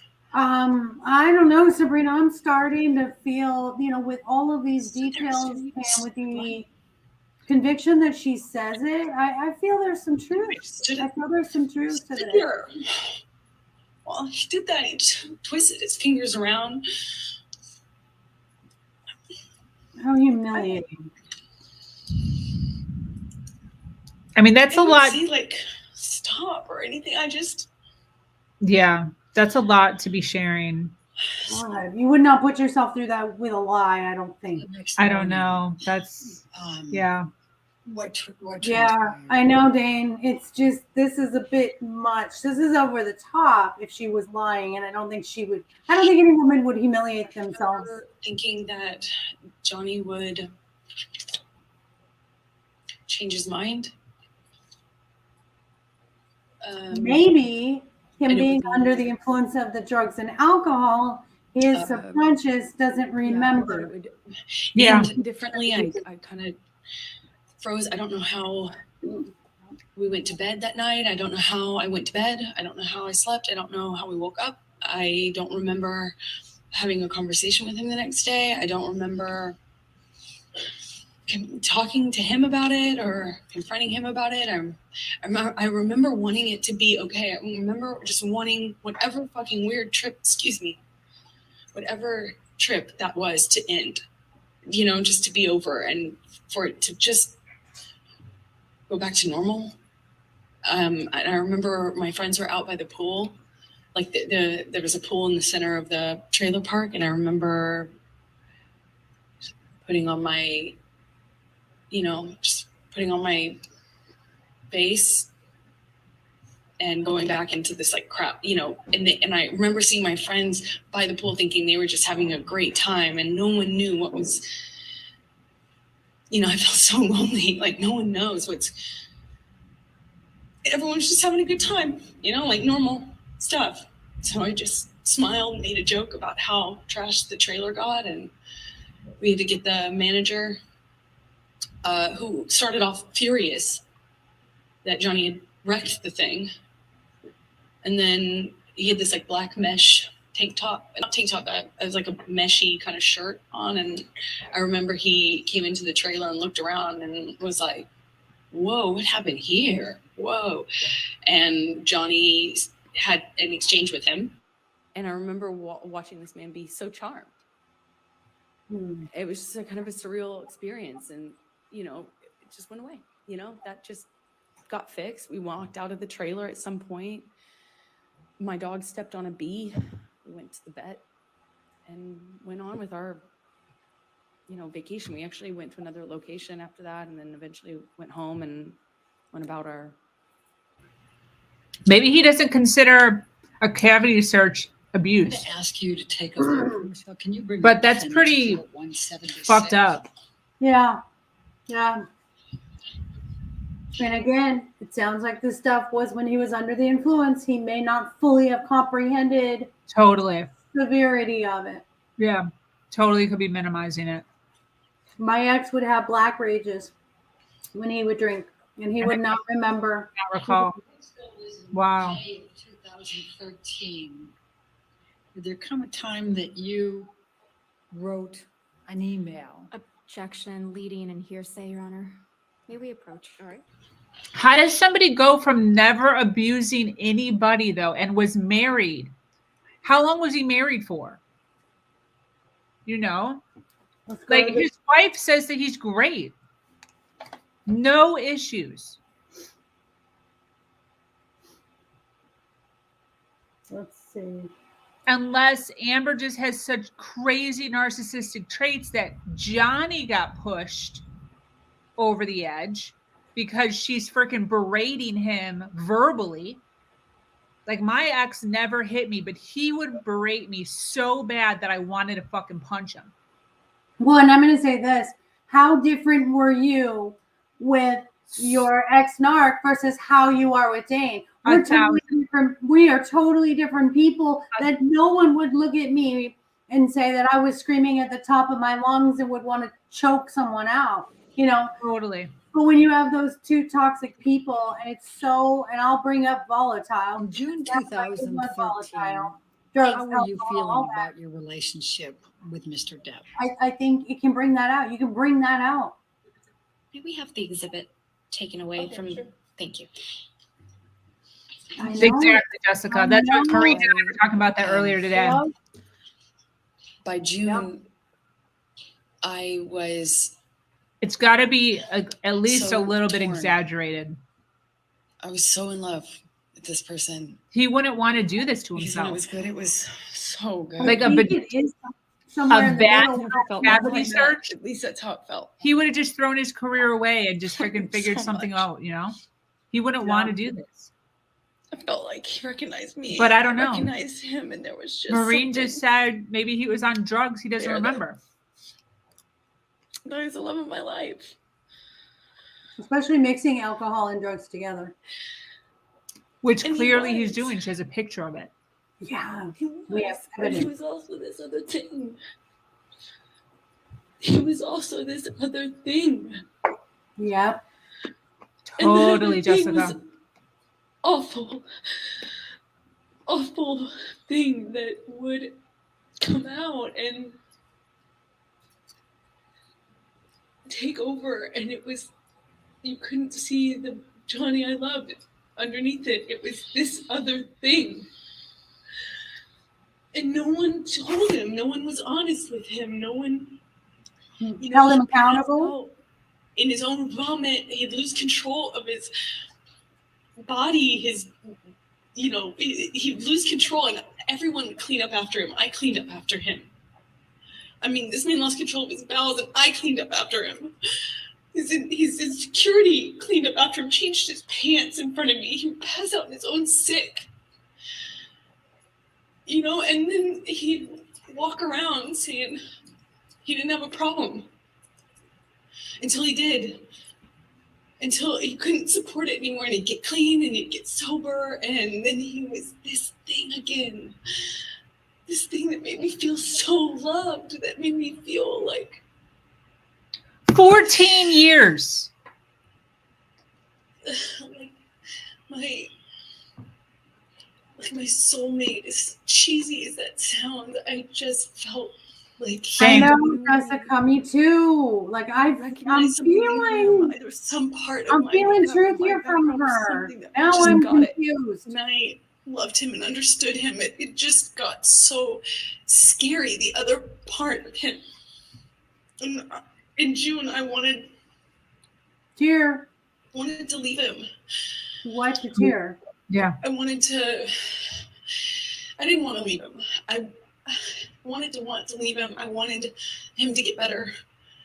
And he expressed to me so many times when he was in that period of getting clean and sober, he would tell me, "You saved my life. Baby girl, you saved my life." Everyone else was saying that to me, and I believed it. Dude, I've been through You know, that too. if everyone else was saying it, he was saying it. I thought, just like his other friends who had gotten clean and sober and stayed that way, his older friends, his rock stars that he hung out with that had like gotten clean and sober and they had 20, 30 years, something, you know, I thought, and Johnny told me he would be that person, that he was going to be that person, and I believed it. I had so much, I looked at that man twice my age. Good point. I was 25, looking at this man twice my age, and I saw hope and like promise. I had so much hope. You know, the whole thing. Yeah, she's young. She was Kids 25. and growing Maureen. old together, sort of. I can relate to that, Sabrina. Yeah. Didn't we always have hope that they would be better?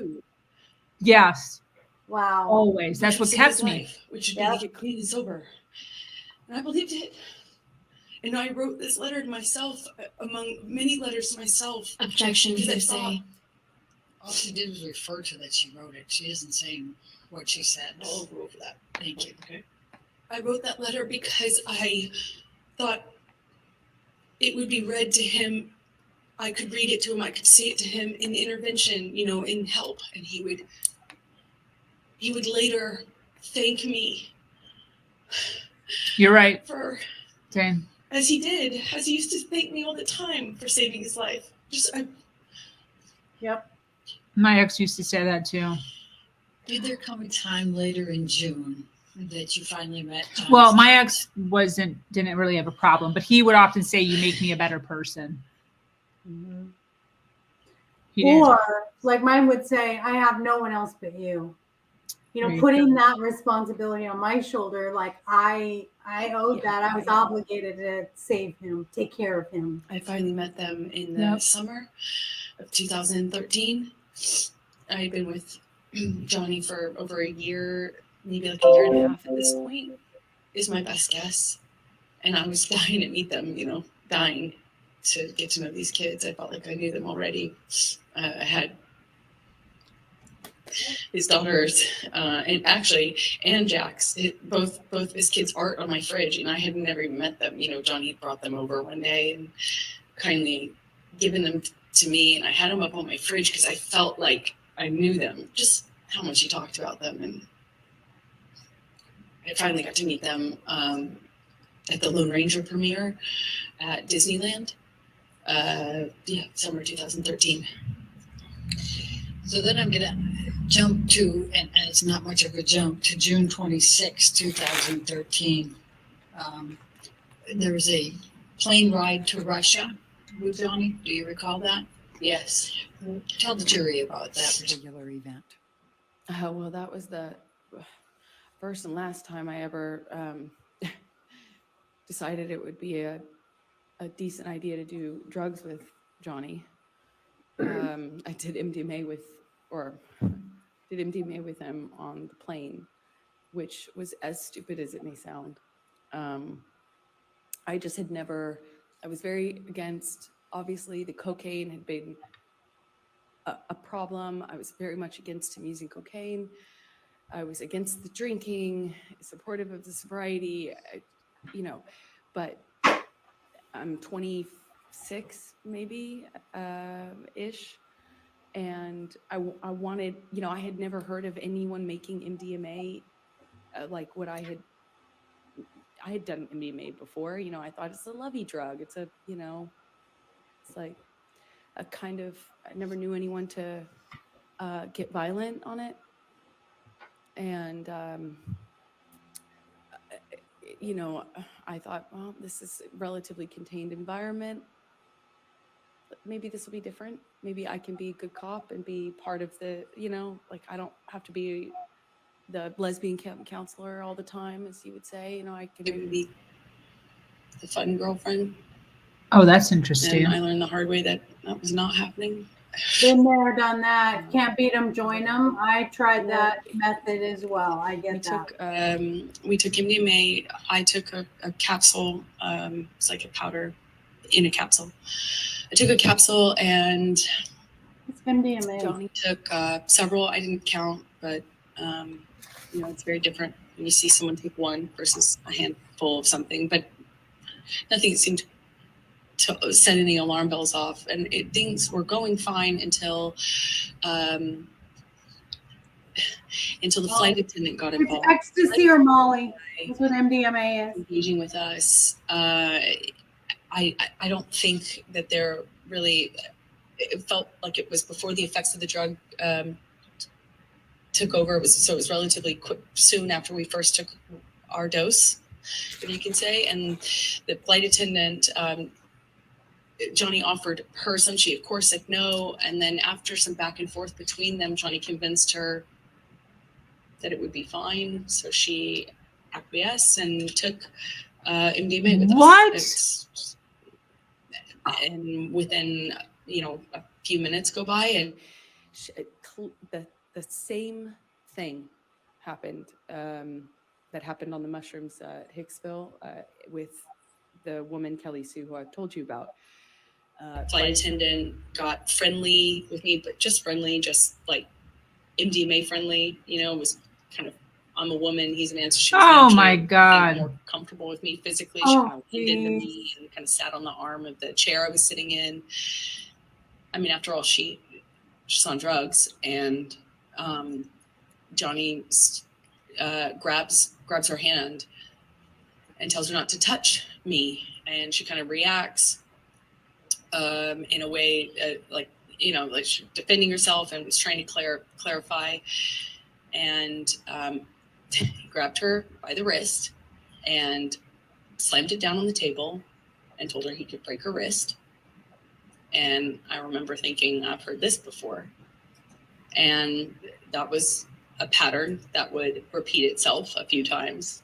These things would happen in these kind of cycles where there would be a certain element that would get filtered for a while, whether it's an accusation or a gesture, and that would be the thing that he looped on. I called it loops.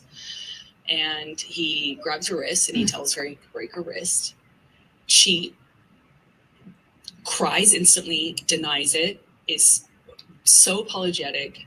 Eventually he lets go. She goes to the front of the plane where the flight attendant How embarrassing. hangs out and the doors close, and I don't see her much of that whole flight. We land in Russia, and I don't really remember, I don't recall any violence on the plane between Johnny and I, but I remember feeling this tension because I was wondering when it was going to aim at me. Because he had this particular thing about, well, at the time I understood he had a particular thing, a sensitivity about me and women, because I had a female partner. So I was feeling nervous, anxious, and I remember we had a very quiet ride, at least I didn't say anything, to the ride to the hotel. And almost as soon as we get into the hotel room, Johnny's accusing me of effectively having engaged that, caused that. I, of course, deny it, point out what I thought was obvious, that, She's on drugs. Wasn't an affair, wasn't, and I'm trying to argue and defend myself at the same time. And at one point, Johnny just shoves me, just shoves me hard. And I fall back onto this glass table. I catch myself on the table. I don't know how some furniture got knocked around. There was I'm trying to stand up for myself. I'm trying to stand up, literally. I'm not, at this point, I don't even try to hit back or try to run. I'm in this hotel room trying to do my best to fight mostly the verbal accusations, but also I try to stay on my feet, At some point, Johnny whacks me in the face. And how do you go from nothing to all of this? I don't remember. I don't know. His ex-wife of 14 years, they've known each other for 25 years. Of my nose or She anything. described him. I don't remember thinking that. I remember kind of crying She and described him as feeling. I went into the bathroom and I wanted him to have generous, I caring, just kind, remember and wanting him to nonviolent. realize what had happened. I wanted him to kind of snap out of it. I wanted him to care. I wanted him to realize what was going on, because a big part of this, I felt like he wasn't aware. There was this sense that he didn't know what was going on. So she must be berating him to such a point, The drugs or alcohol verbally, but where he just I loses remember his shit. crying. I came out at some point Because she makes it sound like nothing happened. Then all of a sudden he smacked me. Yeah. Nothing happened. He We threw had been me onto a arguing, glass table, and we don't have any record of that. Nobody heard anything. and his bodyguard Jerry Judge was in the hall. I don't know. And I don't recall seeing Johnny in the hallway, but I remember seeing Jerry Judge, who gestured to my Objection, nose. hearsay. Just saying gesture. He hasn't said anything yet. All right, gesture's fine. All over the room. He gestures to my nose and holds out his handkerchief, like a cloth handkerchief. And I instantly felt really embarrassed. I felt ashamed. I don't know how else to describe it. I just felt like just really embarrassing. And I went inside the room. What, if any, injury did you have? I had a little blood coming out of my nose. I didn't know it. I didn't feel it at the time until Jerry gave me Jerry let me know. And I went inside the hotel room, and It is embarrassing as it is. I remember I remember just wanting Johnny to say sorry. I wanted him to realize it. It's so stupid, but I like the emotional part. You know, I just wanted him to acknowledge that this was that he could hurt me, you know, and I wanted it to be okay. I didn't want him to think I was interested in this flight attendant. I didn't want him to think that I would be capable of cheating on him. I was in love with him. I just wanted things to be okay. Let's take you to July 9, 2013. Did there come a time that you went for a ride you went to the Bahamas and went on a ride the yacht with Johnny and his kids? It was less like we flew out to the Bahamas to his island. He was selling the yacht to J.K. Rowling, and he wanted to kind of have a goodbye trip on the yacht. So it was docked off the island, and I went with him and his kids, who I quickly developed a bond with and loved. And we brought a friend along with us, I think, to kind of help. And yeah. Okay. Tell the jury what happened on that trip.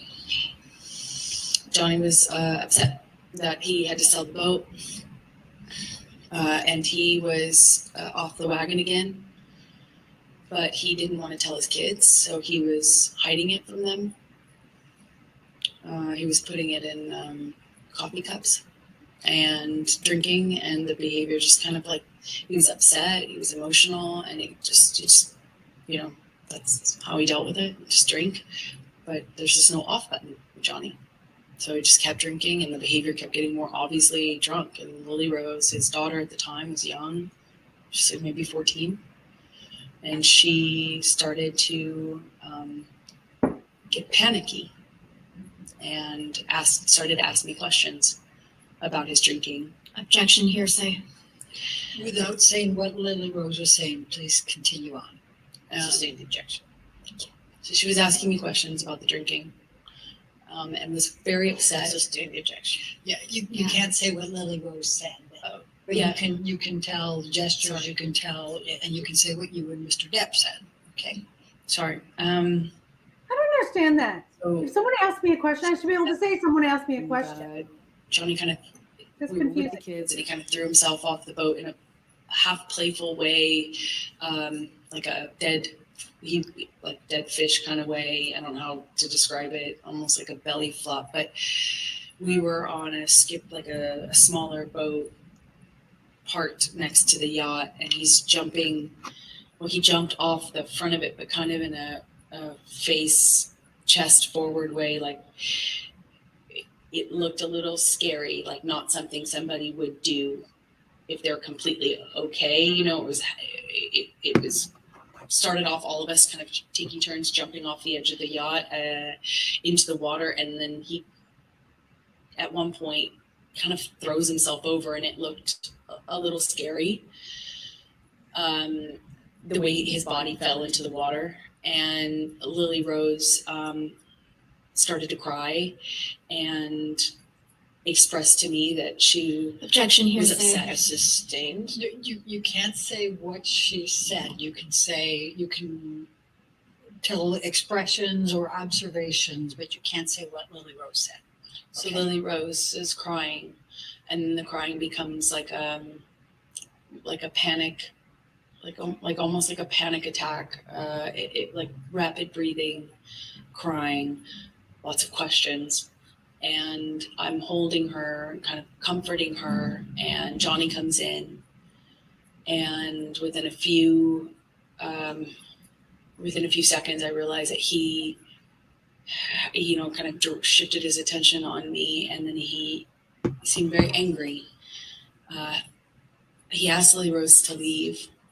Lily Rose leaves, looks at me, leaves, crying, and Johnny, I don't remember the words he used, but starts accusing me of kind of like telling on him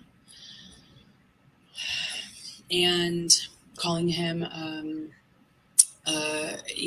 drunk in front of his kids. I hadn't done that. I was actually trying to protect Johnny. I was in. it Someone's didn't ringing feel my like place doorbell. at I'll all be right to back. share that with. with his daughter or anyone at the time other than adults who might help with it, but not his kids. So I was trying to tell him I was just trying to comfort her. I was trying to protect you. He basically was accusing me of doing this thing and of making them aware of his that he was drinking again. And he slams me up against the side wall of the bedroom of the we were in the bedroom this whole time, but up against the wall of the cabin, and slams me up by my neck and holds me there for a second and tells me that he could fucking kill me. And that was an embarrassment. I was embarrassing. It was embarrassment. This whole thing was a joke. All embarrassment. I made him feel sick. And I'll never forget. I'm very, very, very much in love with this whole family now. And he's saying I'm embarrassing to him. And that somehow stuck in me more than the I could fucking kill you. It just sounded like hyperbole. It sounded like something he was just saying, but the names that he was calling me were kind of just pushing me up against the wall by my neck. It hurt my feelings. It hurt.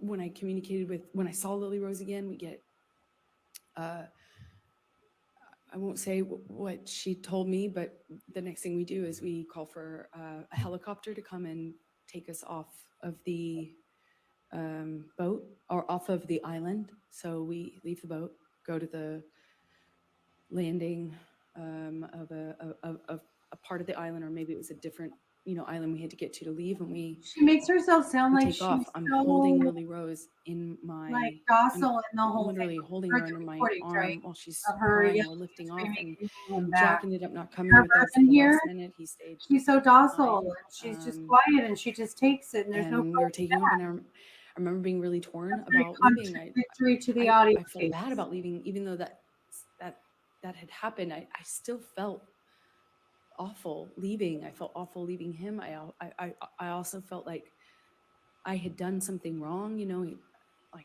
He was mad at me. I wasn't sure,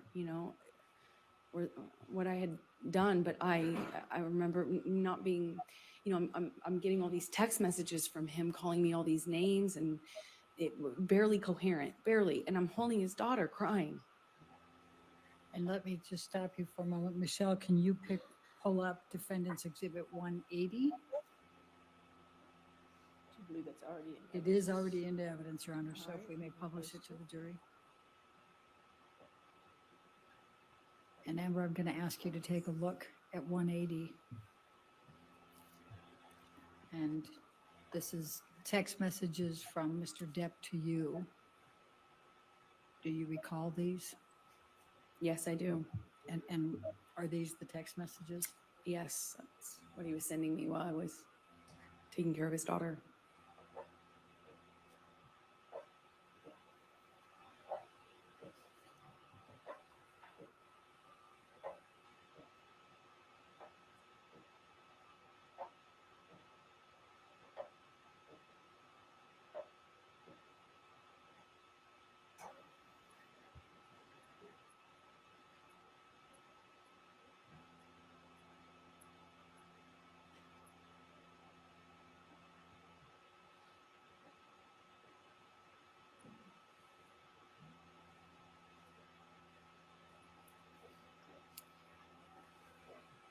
Your Honor, I'm about to go into another event. Should I keep going?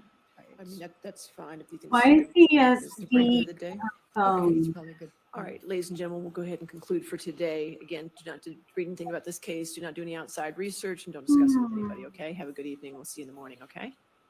Thank you.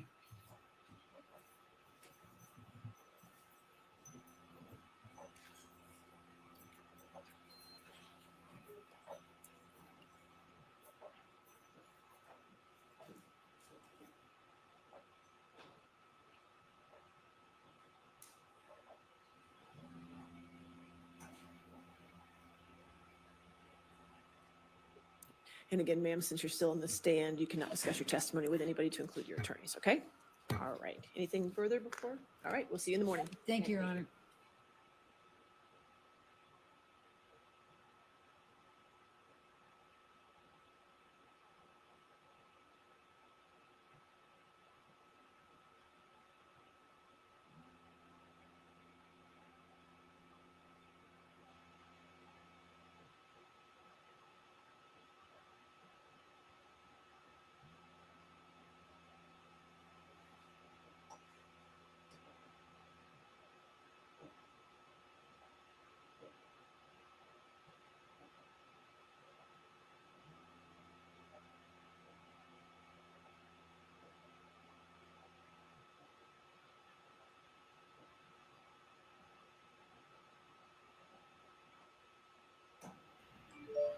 What happened? They're recessing for the day. Okay, so they read text messages between the two of them. You can go back if you want, Sabrina, but the weird thing is she talks about all these instances but never talks about how she fights back. But we know from the audio tapes that she fights back and that she's, just as loud and yelling and violent and all that. But what was weird, what they said was, because you're still on the witness stand, you can't discuss your testimony even with your lawyers, which I thought was interesting. So she asked, You can't even do it with your lawyers? yeah, isn't that weird? I thought that was weird. They said because you are still on the stand, you cannot discuss your testimony with anyone, including your lawyers. Oh, that is so weird. So if you go back to the text, go back on the video. First of all, she has him as Steve in her phone, which is so ironic Fucking kill me. because She still has it in her phone. Is that what you're Yes, saying? I do. And Is this the first one? you can't see it. Oh, sorry. Hang on.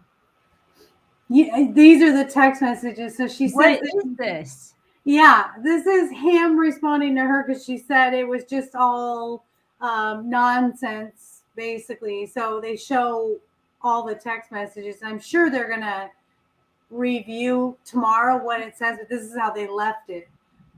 But I thought it was weird. She had him as Steve. Pull up Like a real Defendant's Exhibit cliffhanger, huh? 180. Yeah. I believe it's already in. It is already in evidence, Your Honor, so if we may publish it to the jury. And Amber, I'm going to ask you to take a look at 180. This is so him. This is text messages from Mr. Depp to you. Jessica, it says rears, tears, beers, shears, sapphires, leers, jeers, peers, queers, hears, faqueers, mouseketeers, ears. I can go all night. DJ Maxi Pad, the old vintage. I can't read the rest. Motherfucker, you went for dumbass. Yeah. And then they start scrolling down. Let's see what the rest of What does that even mean, though? I think they're going back and forth. They're joking, but obviously she Are says these that the text he's messages? Yes. Delirious? What he was sending me while I was like taking care drunk of his or daughter. whatever. She says, don't call me again and do not expect. Oh no, that's him. Do not call me again. Do not expect anything from me. Eat salad with your equine bovine yerps. And thanks for the support. Have a great shoot. You sicken me. Leave me fucking be, Officer Squarehead. Wait, why does the top of it say Steve? That's what I was saying. I said, why is it Steve in her phone? Which is really weird because that's my narc's name. So, kind of a coincidence, coinky dink there. Do but they talk about that? no, this is how they left it. Your display of guilt and matronliness as a lesbian camp counselor was plenty. Your future is on display. Best of luck. So he's making fun of her for being like a prude or what? Your future is on display. Best of luck. Don't call again. I will begin to feel embarrassed for you. Go away, coach. Done. Hup. Done. And that's how they left it. So she's not even responding to any of this. So she's kind of gray rock in there. Yeah, And yeah, he is actually continuing to kind of berate her a little bit. he is. He is. It's hard to understand what's going on here. Yeah, usually when you're done, you stop responding. And he's like continuing on, and she's not doing anything. Unless she erased him. But that's like all stuff that's coming like well, those are actual text messages. Actually, she could have erased those. But can't they pull? Can you pull from like your Yeah, provider, right? call records. They have a record of every text message and call there is. Yeah. Wait, Wow. does he have her as Steve in the phone, or does she have him as Steve? Look like he had her as Steve because he was sending the messages. No, it was her receiving them from him. She has him as Steve in the phone. I wonder, maybe his middle name? Incognito, so people don't, if her phone gets lost, they're not blowing up Johnny Depp's phone. I don't know. Oh, okay. Right? Yeah, I agree with that. They know that she's married to him or dating him, and just as an incognito kind of thing where, you know. Yeah, I would agree with that. Definitely. So Who she's was at the door? it was offer up. An offer up. Dude, freaking made $50, yo. Nice. Yeah, that's what I'm talking about. That's my side. That's my side hustle right there. I love it. Me too. Yeah, that's what I do. Always flipping. Yeah. So tomorrow, she's coming back tomorrow. Damn it, I'm freaking busy tomorrow. Wait, am I busy tomorrow? Oh, yeah, I am. I got it. Yeah, because they start at 10. My first call is at 11. I mean, I could do like maybe 45 minutes, but that's not really, I don't know. I'll figure it out. Depends. I don't know. I might do it for 45 minutes just to see. Right. I know, and you can't get out of it now. Now it's addictive. And I have to say, I did this with the Casey Anthony case. Like, I was all on it. And I'm going to really date myself, but I also did it with the OJ Simpson case. So, I mean, it's ridiculous. Of course, OJ Simpson time, it was TV, not, online. But once I get into it, I get very emotionally involved, like, yes. I want to know. I want to break down the psychological stuff, and I want to figure it out, and I want to know the truth. And there's, it's in the middle there. It's somewhere there in the middle, I think. Looking in the middle. But it's like you keep saying, though, we're debating on whether or not Johnny has domestically abused Amber. Yeah. So they're showing a lot of drugs and alcohol and mumbling on text messages, but it's just whether or not all that stuff she is saying is true.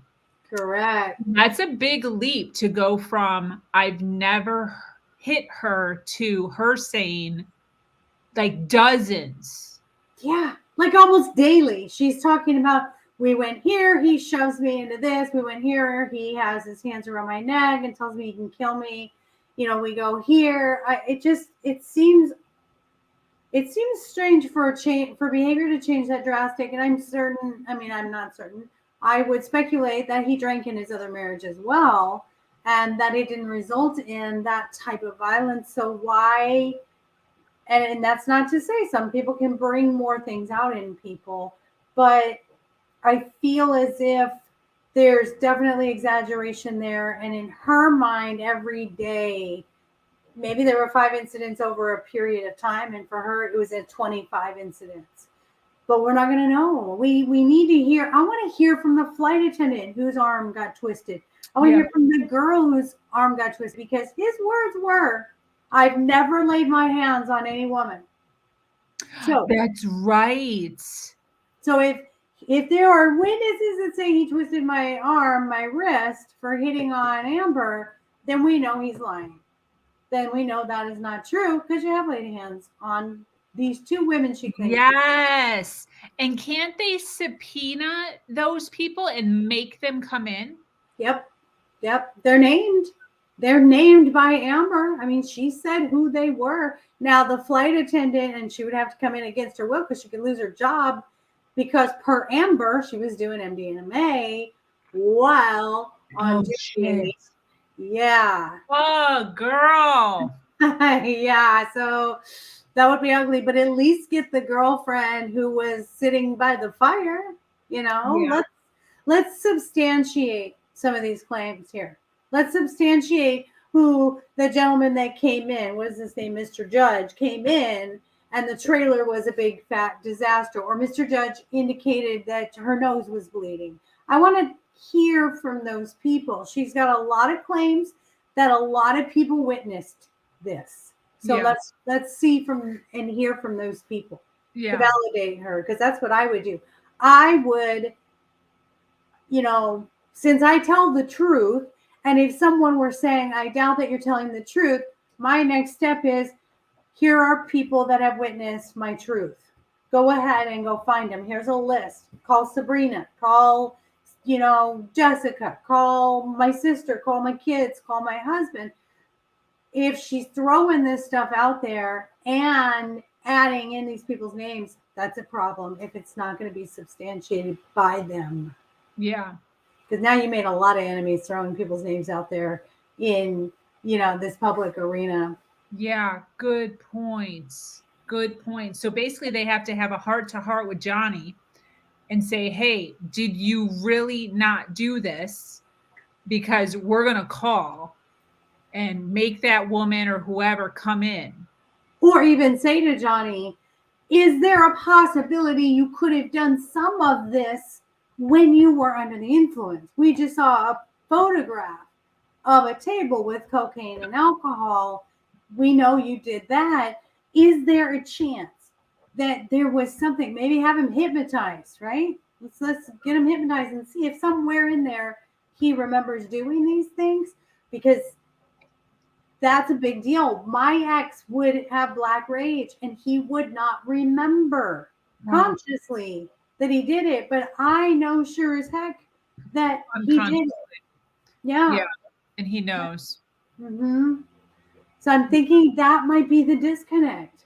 She says he did it. He says he didn't. Maybe the disconnect is it didn't happen as often as she said, and he can't remember maybe in some of those moments. Maybe that's the truth right in the middle. Yeah, definitely. Oh, so much. And I'm just kind of like, I'm just also sort of really honing in on what she's saying versus an exaggeration of what she's saying. Like, is there a way where she could misconstrue or exaggerate him? Because she's like, he kept hitting me in the face. I don't know how many times. Like, in what way is somebody continuously hitting you in the face to the point where you're not like punching, slapping? That's just so intense to me. There's not the intensity of what she explains. The physical evidence of it isn't there. So it's not matching up. If someone smacks me in the face or my nose is bleeding, I'm going to have black eyes. I'm going to have some swelling. I find it hard to believe. I find it hard to believe that this happened so much and there were so many people around them and not one single person questioned if Johnny was hitting her, if it were the truth. And they're trying to lay this foundation. You can hear her lawyer laying this foundation of he charmed the pants off of this guy, the guy that came in the trailer and it was destroyed. He just walked out and was fine after that. So what they're saying is because he's Johnny Depp, he can talk his way out of stuff. But really, can you talk your way out of every single person you run into? Her mother, her sister, her friends, some of them like you and me. I'm sorry. I don't care who your husband is. If you're abusing my friend, I'm stepping in and I'm going to say something. So is it really the reality that Johnny Depp can charm everyone to not question if she had enough evidence or she said it enough that she was being abused to people that no one would step up and say anything. I don't know. This is 2022. Maybe 1960, maybe 1980, like, or even, like the Playboy thing where they covered it up. They had this whole cover. This is 2022. We're post Me Too movement. I don't think everybody's going to shush for Johnny Depp. Yeah, definitely. Well, especially people who are, didn't she have any friends? She said they were hanging out. She said she left and went to her sister's house. She said she left and went to her mother's house. If somebody's like continuously slapping you in the face, wouldn't you have something? Hey, she was doing a movie. Wouldn't the makeup artist see a bunch of bruises? Yeah. There's, you know what I mean? Just something random there. If you came in with no makeup on and you were getting ready to do this motion picture you were doing, the makeup artist who's focused on your face would see a black eye, would see a fat lip. Totally. Or even on her body. Like she has to wear different outfits. I'm sure she isn't covered head to toe, long sleeves and pants on set. Oh, if he had her like this up against the wall, because that was my ex's favorite thing to do, it leaves marks. It does. Yeah. They would have had to put makeup on it, costume designers, because she had some of those low cut tight outfits. People would know. And I'm not saying maybe every now and then he, pushed her or whatever, but the amount that she's saying is not, it's not being substantiated again. Yeah. And I can understand now, if we go back to yesterday, Sabrina, everything that her psychiatrist was saying, when you listen to Amber, she's convincing. And everything that Amber reported to Don Hughes, that psychiatrist, you would believe it because you don't have the whole picture. Totally. And that's why that psychiatrist based her findings strictly on what Amber said. Yes, if you only would have heard that part, then yes, you would speak. I would speak definitively. Yeah, you're right. You could completely see based on today's testimony and what her lawyer is asking her. That's how the questioning went with the psychiatrist, right? To get down to what happened. Well, PTSD from that relationship. And they didn't go any further with that did you interview Johnny Depp? That's why Johnny's lawyer said, did you speak with him? You usually have to speak to two people when you do any kind of couples counseling. Yeah. Oh, so much. Well, I'm glad we jumped back on again. We were talking about it. It was so funny because I just jumped on after the call that I was on. Or the podcast I was on, and I was just jumping on just for a little bit. I was having a little lunch and I was like, I'll just jump on for a second and then I'm going to get back to work. And it was freaking her. So I was like, oh my gosh. So I got on right away, but then I had another call. So it's just Amber playing with just my chair in the corner. I took it in my closet. I had a coaching after we did this morning. I had a coaching and I was like, I got to eat something really quick and I got to take a break because I've got another coaching. So I'm doing exactly what you are. Let's get on, watch the trial, let's coach, let's trial, let's coach, let's fight. Oh, good thing they end when they end and they don't go until 9:00 at night because we'd be screwed. Our family would be like, no more dinner. And we'd be like, cook yourself. I know, right? I know right now I have everything ready to go. They can walk in and just handle it, Crock pots are great. I'm telling you, true crime podcast, you and me, we would be spectacular. Yes, this is kind of like a little drizzle in there. It totally is. It's a little pre thing. It's like a little test drive. Yes, all the baby steps. All right. Well, I have 12 minutes to get a Zoom call going and get on with my girl. Okay. All right. We'll talk to you tomorrow. See you in the morning. All right. Bye. Dana, because he's our other cohort in on this too. Yes. I'll tell him. Okay. Bye, love. Bye.